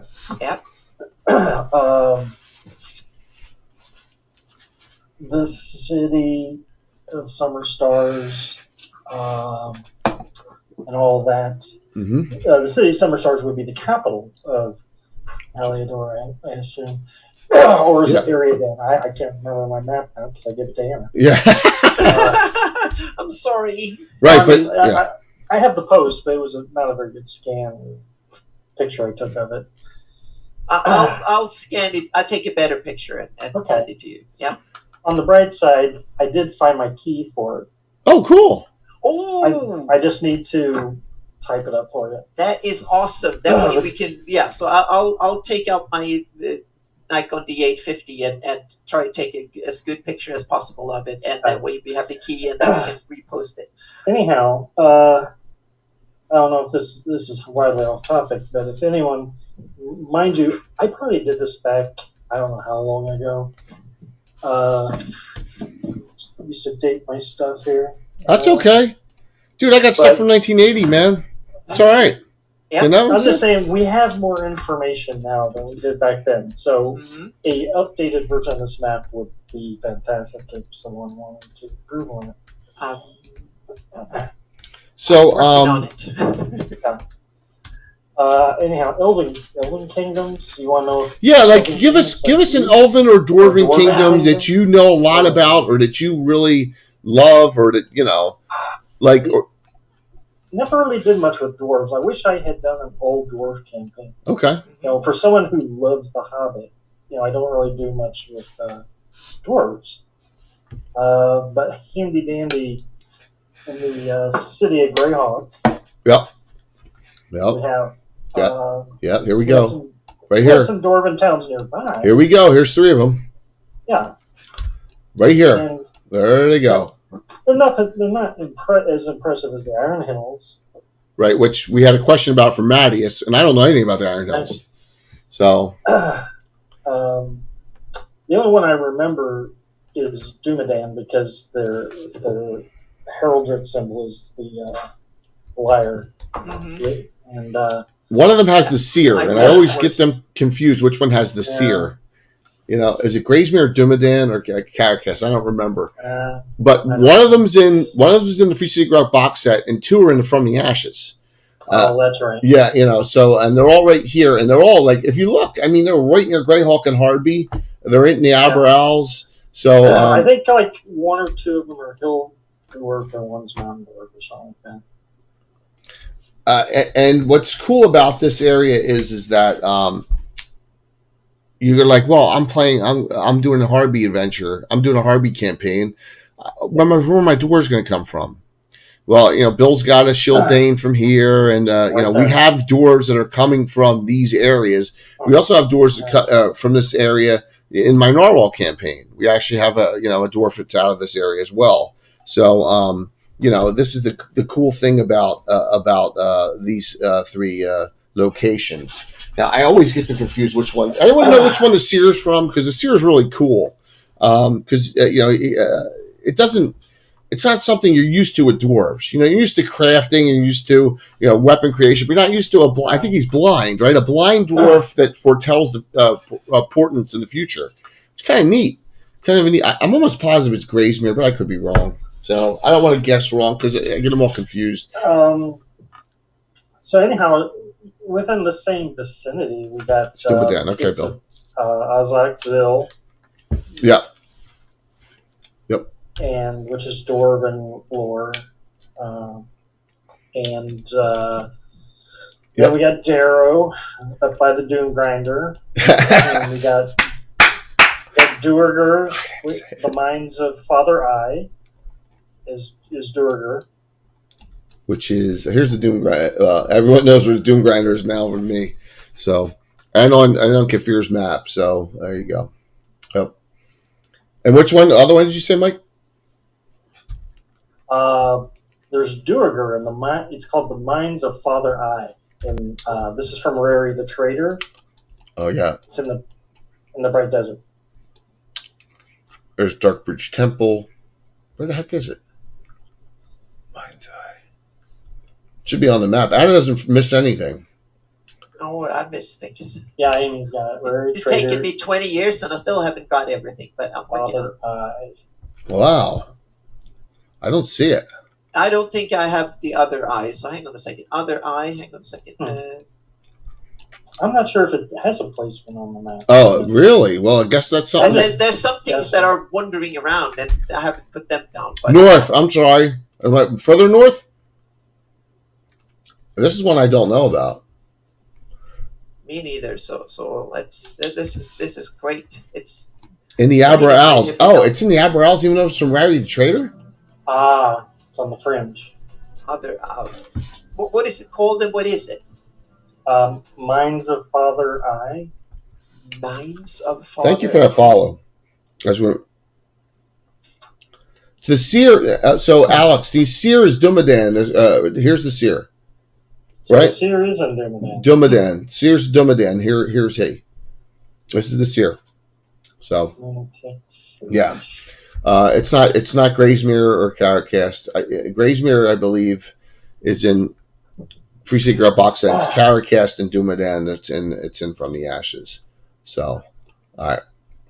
So Amy says it's on the map, but I don't see it. So hang on a second. I'm going to look into it here. Yeah. So give me a second. This is note that even the semi experts we claim to be, we don't know everything. So. Very cool. So, who was wanting to know more about the Iron Hills? Mattias. All right. So, the Iron Hills should be a kingdom in its own right. I mean, like it's that there you go, Mattias. That it should have its own borders, right? Like Selene. And I don't know much about its history and whatnot, but besides, like the Lord knows, it would have to be the greatest Dwarven kingdom on the map. So, for some reason, like I think that the Iron Hills, I think these guys are tougher for some reason. That's always I get the feeling. Yeah, the Great Kingdom hasn't taken them out. Yeah, right, and that and Iron Gate, both towns, the city and that, and it's just like they don't take prisoners. They're nasty. These dwarves. Kind of reminds me, and it's the same name, the Iron Hills of Iron Hills. Yeah, of the Hobbit. So maybe that's where it was taken. Yeah, so. I found that there's two mines of Dumathoin and mines of Rethitin. Retin, mines of apostrophe 10. So Retin. Don't know that. Yeah, so no mines of Father Eye. So that's cool. We need to look into that. So Jim, those three kingdoms in the Abra Owls, I think, are all underground, but they trade with the surface world people. I'm almost positive. In fact, they work with Greyhawk City. Two of them. I know at least two of them do. So, it's a good thing. So. Yeah, I wish I knew more about the Iron Hills. I don't. I've never used them on my campaign, so I don't have a reference point for it. It's interesting because they are mentioned in early documents, but they don't have a listing as a nation. they were skipped for some reason. They are mentioned like the Iron Hills, they're named and they're talked about here and there, but they're not mentioned. They don't have their own entry in the '83 box set, and not even in the 2000 the Greyhawk Gazetteer. So it's kind of an overlooked realm that has the name of the Kingdom of Iron Hills, but it's not mentioned on the maps, and it doesn't have its own entry, but it's mentioned, which is kind of interesting. It's a kingdom that is talked about, but it doesn't get its full status or something. So yeah, Dale, I don't know if it's a discrimination against dwarves. Well, no, it's just an area that wasn't developed, and Dale's exactly right. This is an area rife for independent development by someone, because there's no stories that I know of. Dwarves are sadly underdeveloped. For the most part, except when Tommy was on, he's done I mean, the Lord Mills and the Principality are pretty well done. You just got to know where to find it. And they're not done up by WotC. They're done up by the community. They skipped over the dwarves to a large degree. Yeah. Iron Hills is a great place to go. So, but I also noticed that dwarves don't seem to form big cohesive kingdoms with huge cities and strong that way. They seem to be spread out in small little dots all over the map. So that gives me the sense that instead of forming large, cohesive, functioning organizations and city or states, they seem to form little dots of clumps. There's like a little clan here, have a town or a little underground lair or something with a few thousand maybe. And to me, that kind of, I want to have the dwarves actually connect to each other. So instead of, they don't have their strength by ganging up enormous numbers in one area. And probably because mining is not really, that's not what you want to do. That works for agriculture and stuff. But for mining, you want to work effective in small units where there actually is something to mine and work underground. So I have it that they instead, when the elves move or the dwarves move in and they can be in one area, their priests and stuff can connect that to other dwarven areas underground, so to speak. So they have portals, so that way they can trade with each other and they can also seek strength with each other without having to go through tunneling 500 miles or 1,000 miles or something. And I have it that's what the humans call the low road, is that the dwarves actually have a connection that is not physical. A lot of humans think that the dwarves actually have dug 500 miles of tunnel through the mountains, and the dwarves don't want to tell the humans that no, it doesn't work that way. But it's a direct magical connection through one dwarven realm, because they have that kind of, they belong to the mountains, so to speak, so they can get the mountains to talk to each other if they take over. So that is in my way the low road, so to speak. And they don't call it the low road, but the human, they kind of describe that to humans that don't know better, to think that the dwarves can actually dig 500 miles or 1,000 miles through the mountains. This is Greyhawk, everyone. This is for the Free Secret box set. We had a question. This is the cartoon version, like the Traveler's Guide version of Greyhawk. As you can see, it's got very bright it's cool. Yeah. It's cool. Yeah. So, but that's just my take on it, and you can kind of make up your own version of things if you want to. But that was my kind of, that dwarves are greedy, good-hearted optimists or opportunists that go out and scout the mountains, and if they find riches and stuff, they settle down and make a stronghold, and then connect to other dwarven strongholds through their special network, so to speak. And therefore, they don't have to go around. They can trade, and they can also send back and forth. They don't have to have huge agriculture outside the door, because they can get supply. And if you can get things that are really valuable, like gold, metals of various kinds, diamonds, and God knows what that they can find in their mines, that means that they have a very good trade record. They have resources that they can trade, and they can get that network. And that also means that if you attack one dwarven stronghold, you basically attack lots of them, because they have friends they can bring in more of them. And that means that dwarves are not good to fight out in the open, but don't mess with their strongholds, because they're really, really strong. And that's the reason why we have small but very strong dwarven strongholds spread out everywhere, rather than big dwarven kingdoms, so to speak. So, Dwarves are underappreciated in Greyhawk. Yeah, there's no doubt about it. And there's room. There's room here. And there's room. And we kind of Walt did a good job with his latest character. Bill, please remind me his name. I should know it because he's going to be adventuring this Thursday in a Narwhal game where he made his character a follower of the seer of Dumadan, and has come out seeking one of the missing to be recovered lost Dwarven axes of Varnafane here. Mm-hmm. Okay. Which I've developed, in articles, and we've talked about it multiple times on shows. I don't need to go over it again, but 4 of those axes have been recovered, but there's still 2 missing. So he's seeking them out. So there's a tie-in there. There's a lot of great Dwarven development you can have in the campaign. Just little things here and there. Aquatic dwarves, no. Well, hey, someone wants to do that, that's fine. But aquatic dwarves and gnomes and halflings, I haven't done that either. I stayed away from that. Sorry about that. I like my bleedable pops, the Kuatoans and the Aboleths and some. I want aquatic, but I don't want aquatic versions of regular people. So let's talk about something I know Mike did, and that was destroy the Vesvi during his Greyhawk Wars campaign. Yeah. Right? Right, because you had battles all throughout there. So we kind of got sidetracked, which was a great thing. But let's talk about the forest itself. In the forest, you have Flameflower, which I believe is a high elven city, right? And you have Qualston, which is a human town named after... Where the hell is Qualston? Tie up. Here's Qualston up here. Okay? Qualston. Oh, look, there's the Eagle's Nest. There you go, Bill. That's your keep for Eleanor Moonchild.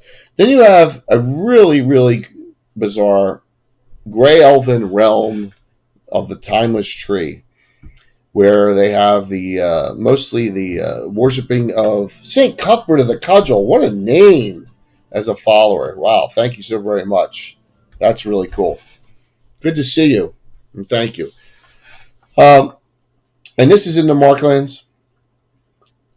They worship Labrys, Enerith, the elven god of longevity, and the Timeless Tree is basically, this is where Elvendom's tree, this is like the roots of all Elvendom here, and they're all seers.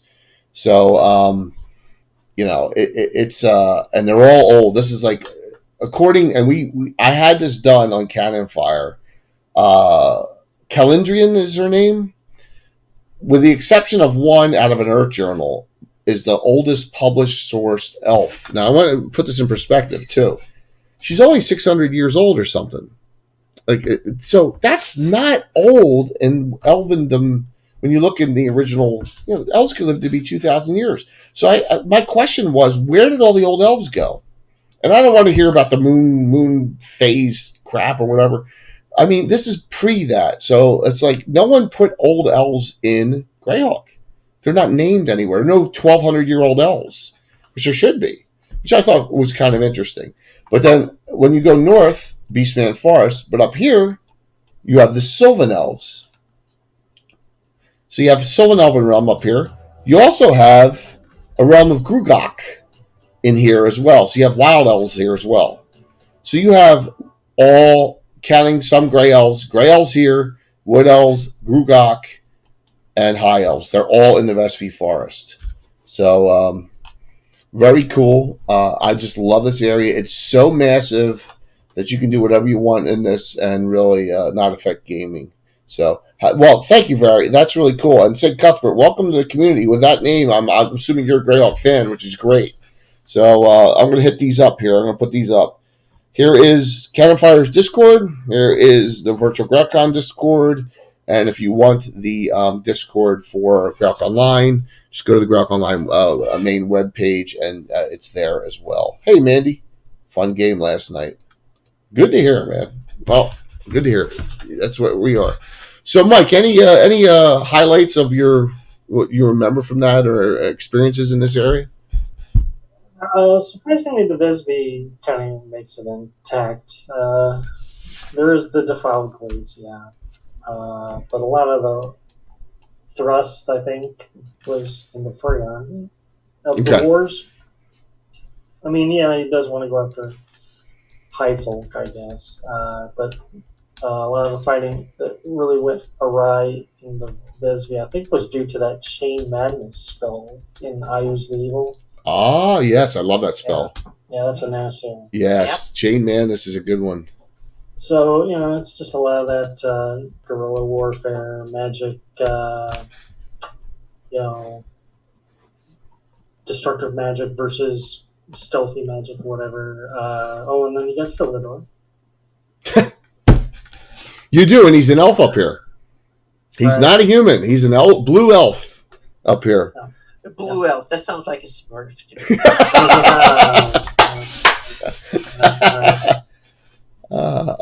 Great! Did you have a? That's cool.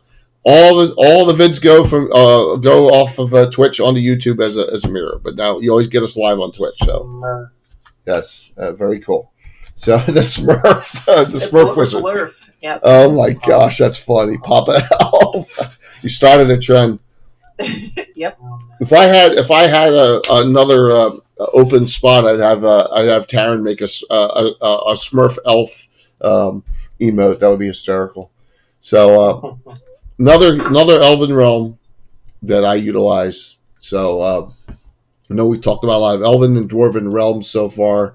When Tommy was here, we talked. If you just came on the early part, Tommy John Kelly was on, was great talking about the Hateful Wars and the Lord Mills and Celine. So hey, Deathray, good to see you. They are Troy, but Philidor is the blue wizard, and he's not. He has nothing to do with the water.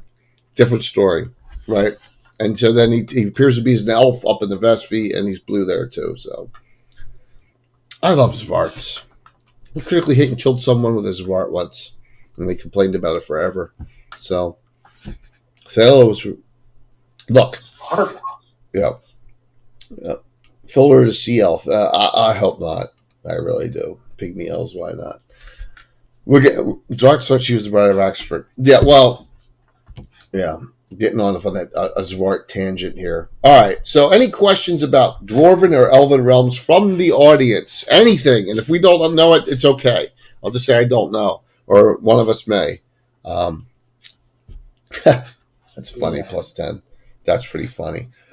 So, if you want another Grey Elven realm, here, Cindy. Once again, and this is the realm of Gitano. You want to talk about Gitano? We'll help you out with Cindy. Gitano of Cindy. Yes. But I think it's I have it that originally this was part of that realm, the Adri, the Grand Forest, and the Sunni. That was part of that Aliador realm back in the day, and then the origin came, and now it's Sundi as the leftover, so to speak, because they was kind of geographically isolated and easy to defend and stuff. So it kind of staying into modern times. Yeah, Mandy, a few areas. So we went over Celine, which is right near where you were adventuring last night. So you were adventuring right here. It's part of my campaign area. You were adventuring here, right? And you are House Pendrell, correct? You were there. There's your estate if you're House Pendrell, right there. It's on the map. So you're not far from where we were. We were in the Strude's Defile area. Yes, of course. I try and... That's the thing. Being a campaign discussion on this, take what your players do, put them down, put them on the map, whether it's a handwritten map or not, doesn't matter, and then make the connection, and then your players feel... Man, you've gone the extra mile to make that connection. I'm going to show you the next connection that I have made for those elves, for example, that Mandy just brought up. So here is the greater and lesser houses of Celine. Here's all my noble house list, the 10 noble houses of Celine, right? So we have Lady Walter Yolande herself. Look, we have Eliador, which is that's Smelf. That's Luke Gygax's. Morton is on the list now. That is Todd Stashwick's going down, and we have some other characters here. We go to a Lesser House of Selene list here. And look, here's House Pendrell. And you can see this is every single, a lot of these are player characters and NPCs in the game. And there you go, there's Ixeli.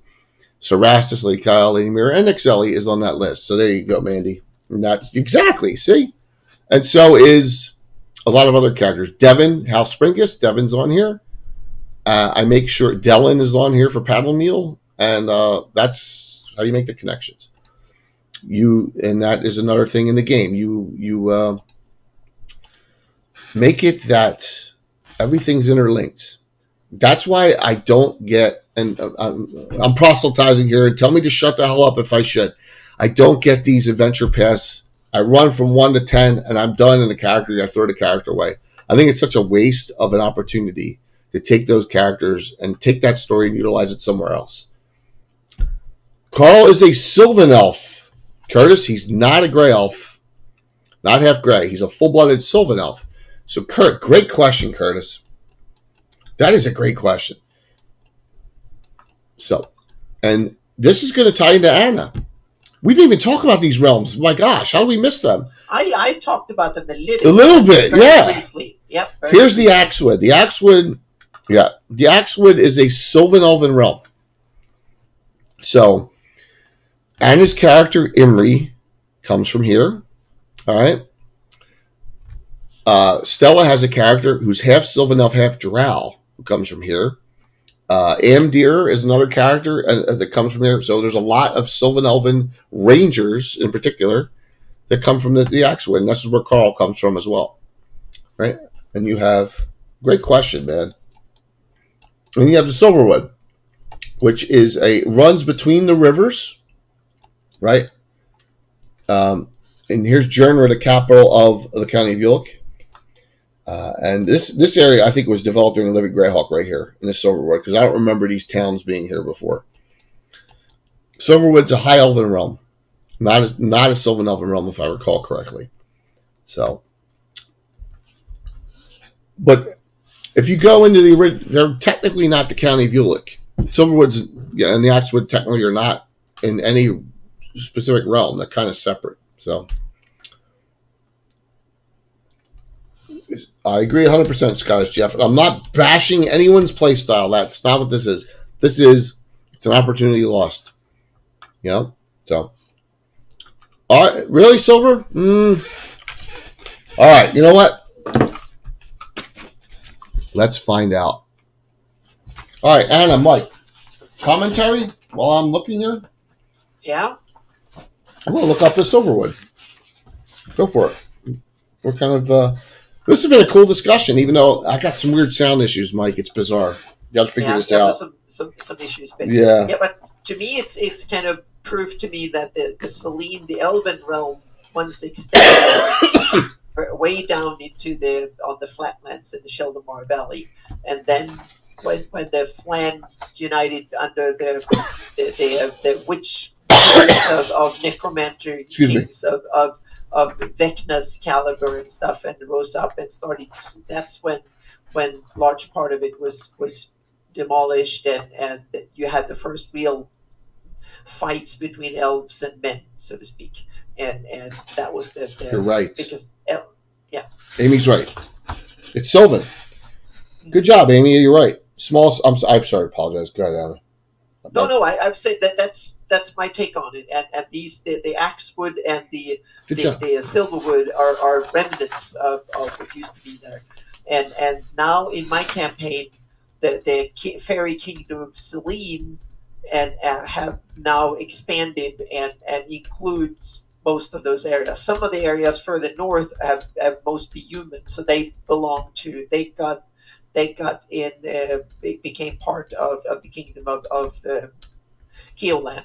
So, but most of what the areas around, most of the county and the Duchy of Bulac are now part of the fairy kingdom of Selene. That is now one of the big powerful nations in the planet. This is the original 80 Silverwood right there. There's a nice picture, which is kind of cool. Oh yes. I wonder who did that. Yeah. I don't see a name on it. Shame. It looks like diesel. It looks like a diesel to me. Might be. It looks like a diesel to me.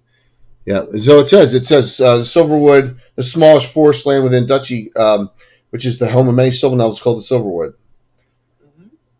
So there, very cool. I always thought it was high elves, but thank you. So there's 2 Sylvan Elven realms, small realms right in this area. Axwood, where all the player characters are coming from in my game, like Anna's character and Carl and the rest. So, yep. Greyhawk Grieve, remember Mike mentions it briefly. Oh, cool. Past the Duchy. So, yeah, that's funny. Any other questions from the audience as we are winding it down here? I am looking for something. Man, you got to remember, I got here 10 minutes before we went live. What's up, Tom? Tonight, my son's soccer game was an hour away. It was a mess. And the game ran late and started late. And yep, I want to make sure Carl is from Axwood, and he definitely is. I mean, because I want to keep them. The reason I do that, that's another thing. The reason you do the following, you put characters from certain houses in Salim. You put all your Sylvan elves, eventually in the Altamir area from Axwood, because then there's interrelationships. They may know each other. They can have some backstories. They could be rivals. They could be friends. That's why I like doing it, because I like that it's easier to develop a backstory that way. So, and Oitwood also. That's on the eastern side of the map, Oitwood? I always forget where that one is. Oitwood is... It's small, isn't it? It's really small. Yeah. So, Oitwood is in Joff. Oh, it's Joff. There you go. Mm-hmm. And that is up here, right? There it is. Oitwood. There it is. Yep. Isn't it? Which one is where Eric Mengi and Jose have embedded the Fey entrances to? Is that Hornwood or Oitwood? Dim and Hornwood, and it's in this area, I think. Yeah. I think it's in Joff in general, so to speak. Okay, yeah, but I was wondering if it was a specific spot. I think it's a region, so to speak. Because Dim Forest had a lot of connections. 1980. It's a 1980 glossography. This is, so, as you can see, where do you think my love of heraldry and Anna's heraldry and all everyone else's came from? Look at the covers. That's the... This is it. Yep. This is it. That is where my love of Greyhawk started, is this. And this is before a box set. So these things normally get torn apart. So, yeah. Nothing survives for no elves. That's wrong, man. So, let's see if we got any other questions here before we wrap this up. Any Elven realms spoken of in the old Soul Empires, the Sea of Dust? So I'm going to ask this question on Amy. Laura Tama, are there elves there? Let's see if I can get to it. I doubt it. Where's it's here, isn't it? Isn't it up here somewhere? I see Loknar. Where's Laura Talma? No, it's on Lendor Isle. No, I mean Lo Nakar. I'm sorry, Lo Nakar is what I meant. Lo Nakar. Lo Nakar. Yeah. Yeah. Lo Nakar. You're putting Lo Nakar. Are there elves in Lo Nakar? Because the question is from Patrick. Are there elves in the Sea of Dust anywhere? No elves. There you go. Okay. Exactly. No non-humans. Okay. Okay. I would doubt it. Yeah. All right. Just. It seems like after the Sul had a big fight with the elves before the Invoked Devastation, I don't think there was that many elves living in what used to be the empire of the Suldom, so to speak, in this Sulis or Sul Empire. Yep. Yeah. So, and there's a lot of different ways to go there. Dark Sun or Cthulhu Hawk, the Western elves that were Soul killed them all. Well, it's okay. I mean, to have, the folios are tough to find, and, the box set, the 83 or you box can sets. find them as PDFs. That's the good thing. You can buy them from Drive-Thru RPG, but there are some around. I think they that wonderful story or role-playing game store that I forgot now what it was in Chicago, in Arlington Heights. They had two folio sitting on how much were they? About $125 or something like that. That's not too bad, actually. No, it was not too bad. So I think they had two of them, and they had two box sets, and So no games plus, yeah. So no, plus, thank you. yeah. Note that retconned. Night Below's retconned in this area right here. So you're gonna, and it's mostly not about drow, but there's gonna be drow in there because that's it's an area. And in addition to, and Gitano did a great map for drow, running the length of the mountains, showing each spot where the D series goes on their mountain chain, which is really cool. I remember he's had those maps too. So really nice. Hey, what's up, Tim? Good to see you, man. All right. So beside the initial sound issues and me crashing the stream once because I was messing around with the sound, I hope that this was a pretty good discussion tonight on where we it's listen, when we got done last night, and last night was an awesome game. Robert Hartley was fantastic, and I wanted to say thank you. It was a record number of subs in one stream I've ever received. So thank you very much. It was crazy. It was wonderful support, and I think everyone had fun watching it. We got done, and a couple had to leave, but we just sat and talked for an hour and a half afterwards, just cranking out the discussion last night, and I came up with a lot of other neat things that were going on in the community, and that's what's really neat about these games. So I'm going to tell you about some great stuff coming up the rest of the month. So and we'll hopefully have a little bit more going on. But I'm sorry, what else were we? Where else were we going? Oh my gosh, my brain! I am all over. Oh, so I lost my voice last night. That's what this is about. Mike, thanks for hopping on too. So we'll do some shout outs here as we're running on 9. We're going to run a little late, but and thank you, Tommy John, for coming on. And please note, you want to see what we talked about the first hour, and that is Greyhawk stories right there. Yeah, I have them. I'm using them. I'm taking them. I'm doing it. It's just it's my voice. I blathered a lot. And you know that, Mandy. We were on like at least an hour after the game was over last night, just chatting up stuff, which was pretty cool. So, Mike, what's up in your world, man, that's coming up this week? By the way, Mike came up with a brilliant idea for something for Wednesday night. Brilliant. Mm-hmm. Yeah. What Jay said. Yeah. Brilliant idea. So we'll go right there. Yeah. Let's go right there. Yeah. Here. Wednesday nights, Legends and Lore. We've never done this. Exactly, we haven't. Quasi-deities, saints, and hero gods. Mm-hmm. Yep. Nice.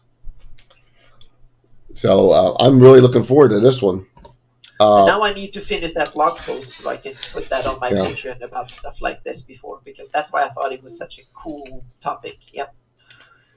It is poetic for the following. If you know, I ran this adventure, Threshold of Evil, the last 2 weeks on my Thursday night game.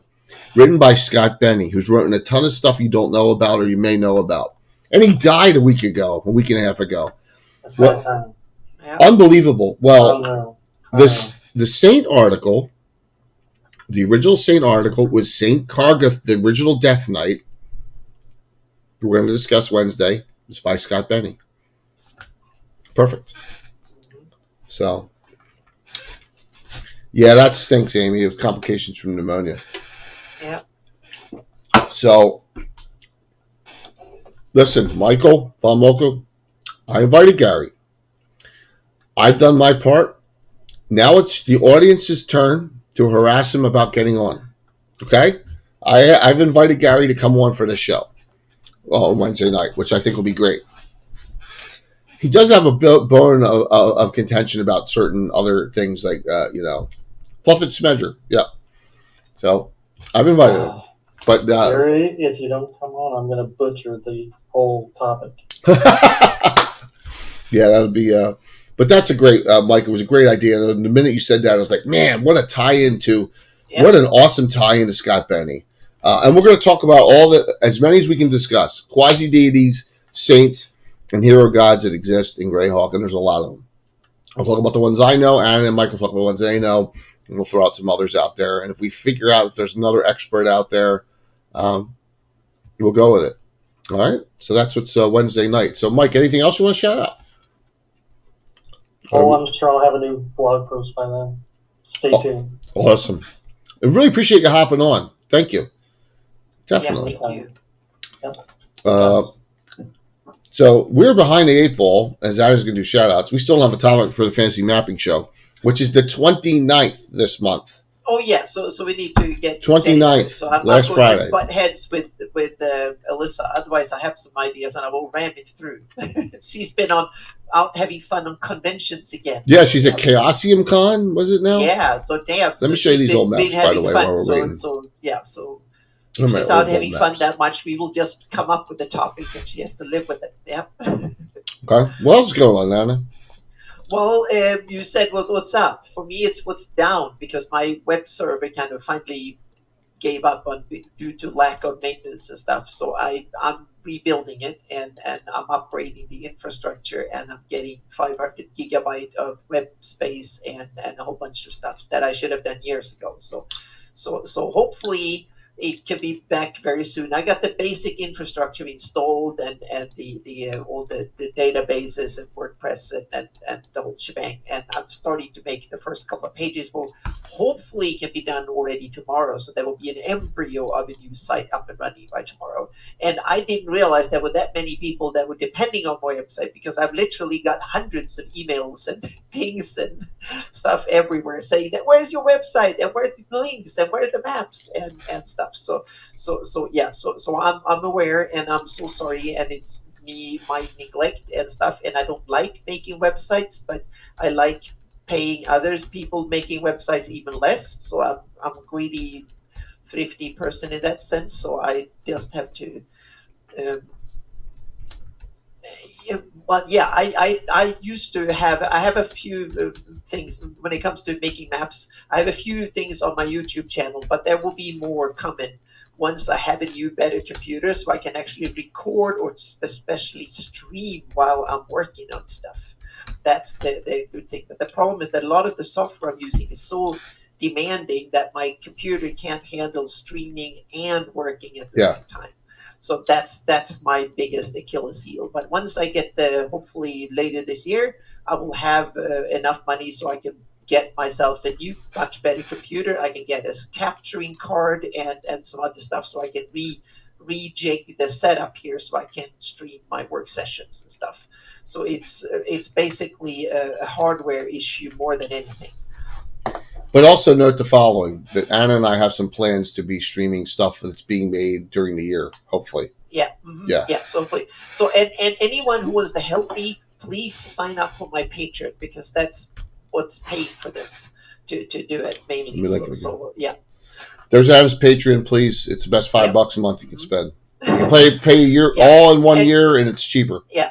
Mm-hmm. And I was supposed to have launched a post detailing my new Patreon levels and a whole bunch of stuff, but thanks to my web server going down, it's been derailed for maybe a week or a few days. But so my big thing right now is to get my website up and running, at least on a nominal basis. We could start building on it, so to speak, and that might take a few more days to get it up and running. And we'll probably have a first page with a few links and stuff, hopefully up that by tomorrow, and then more work will come. And also I've had I will have some. I have some help that have offered to help me, so that we can work on that too. So it's going to happen fairly soon. So yeah, the worst hurdles are over when it comes to rebuilding. But it takes a time when you have to figure out versions of PHP and weird stuff like that. And also, this web server now is hopefully big enough and powerful enough and have enough bandwidth so I can actually host maps and stuff on the server itself. So you can download not from Dropbox or not from, you can download straight from my web service. We will see if how well that works out, but at least there is the space and hopefully the capacity to do it. So I'm already uploaded several maps on there and I will put links and stuff to it so you can get it straight from the source, so to speak. So that will hopefully get better.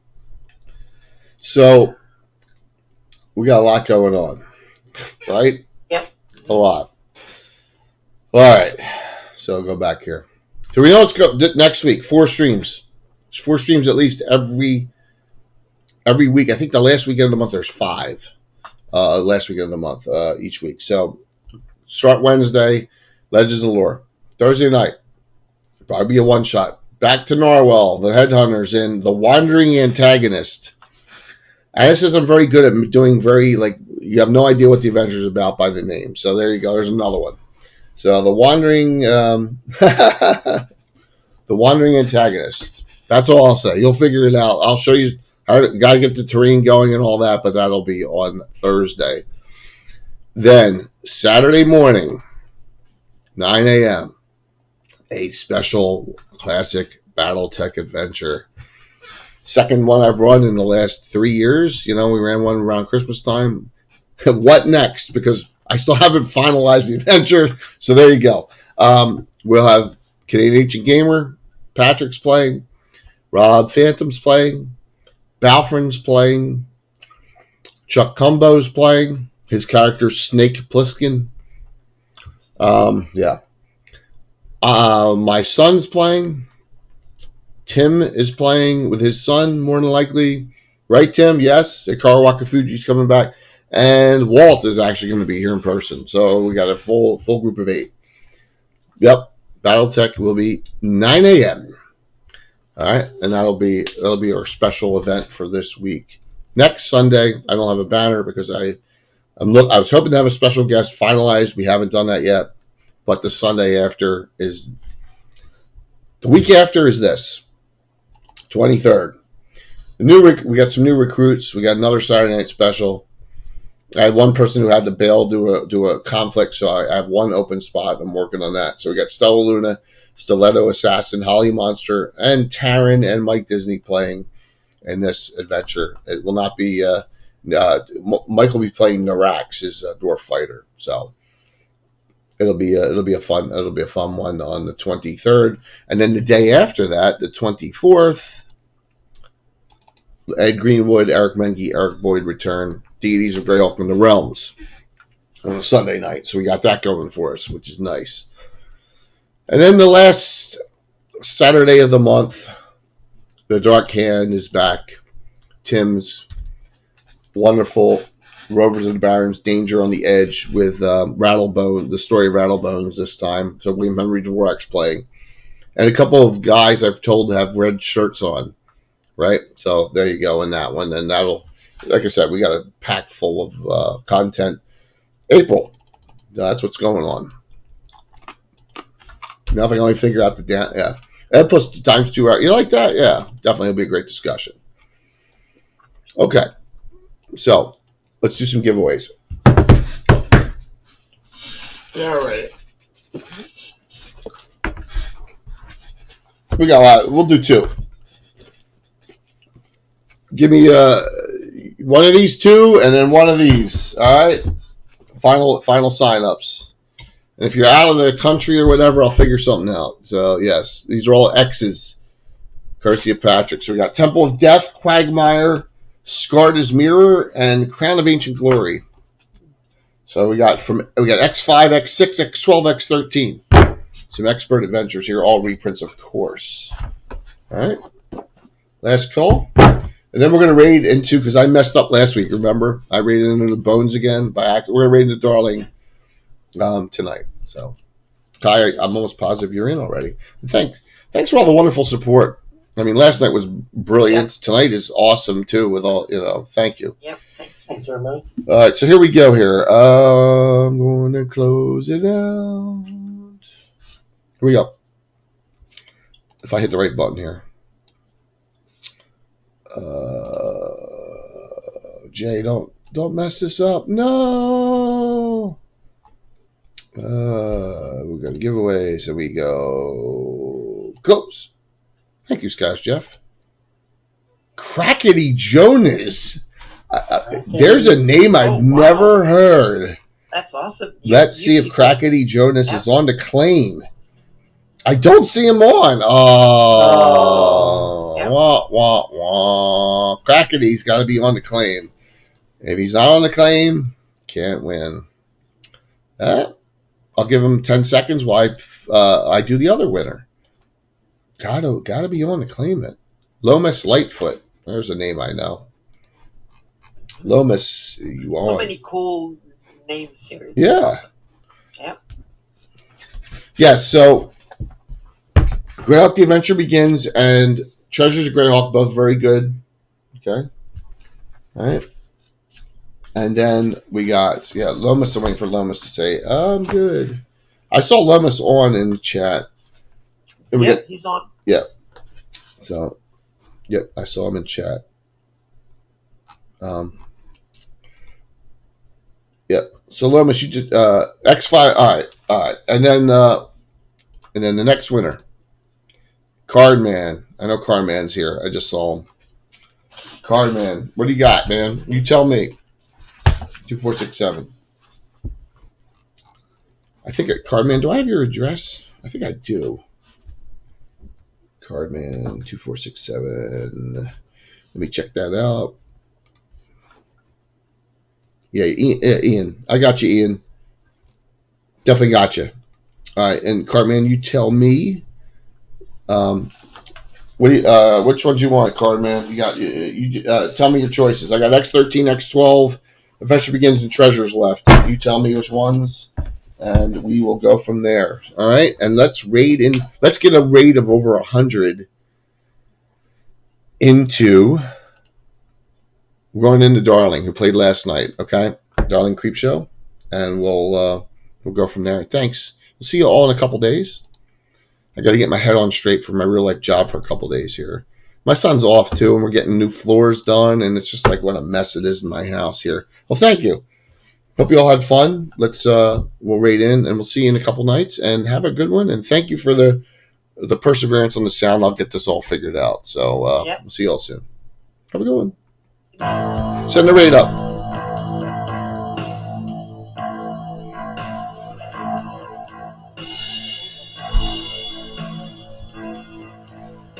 The good thing with this setup is now we can hear the music and stuff. Oh, you can? Yep. I don't have a headset on either, but I hear there's some reverb. Oh, look at that. There's a little bit of reverb. It's never that distractingly. 101. 5, 4, 3, 2, 1. Talk to you soon. Thank you. Thanks, Tom. 101. That's Yeah. good.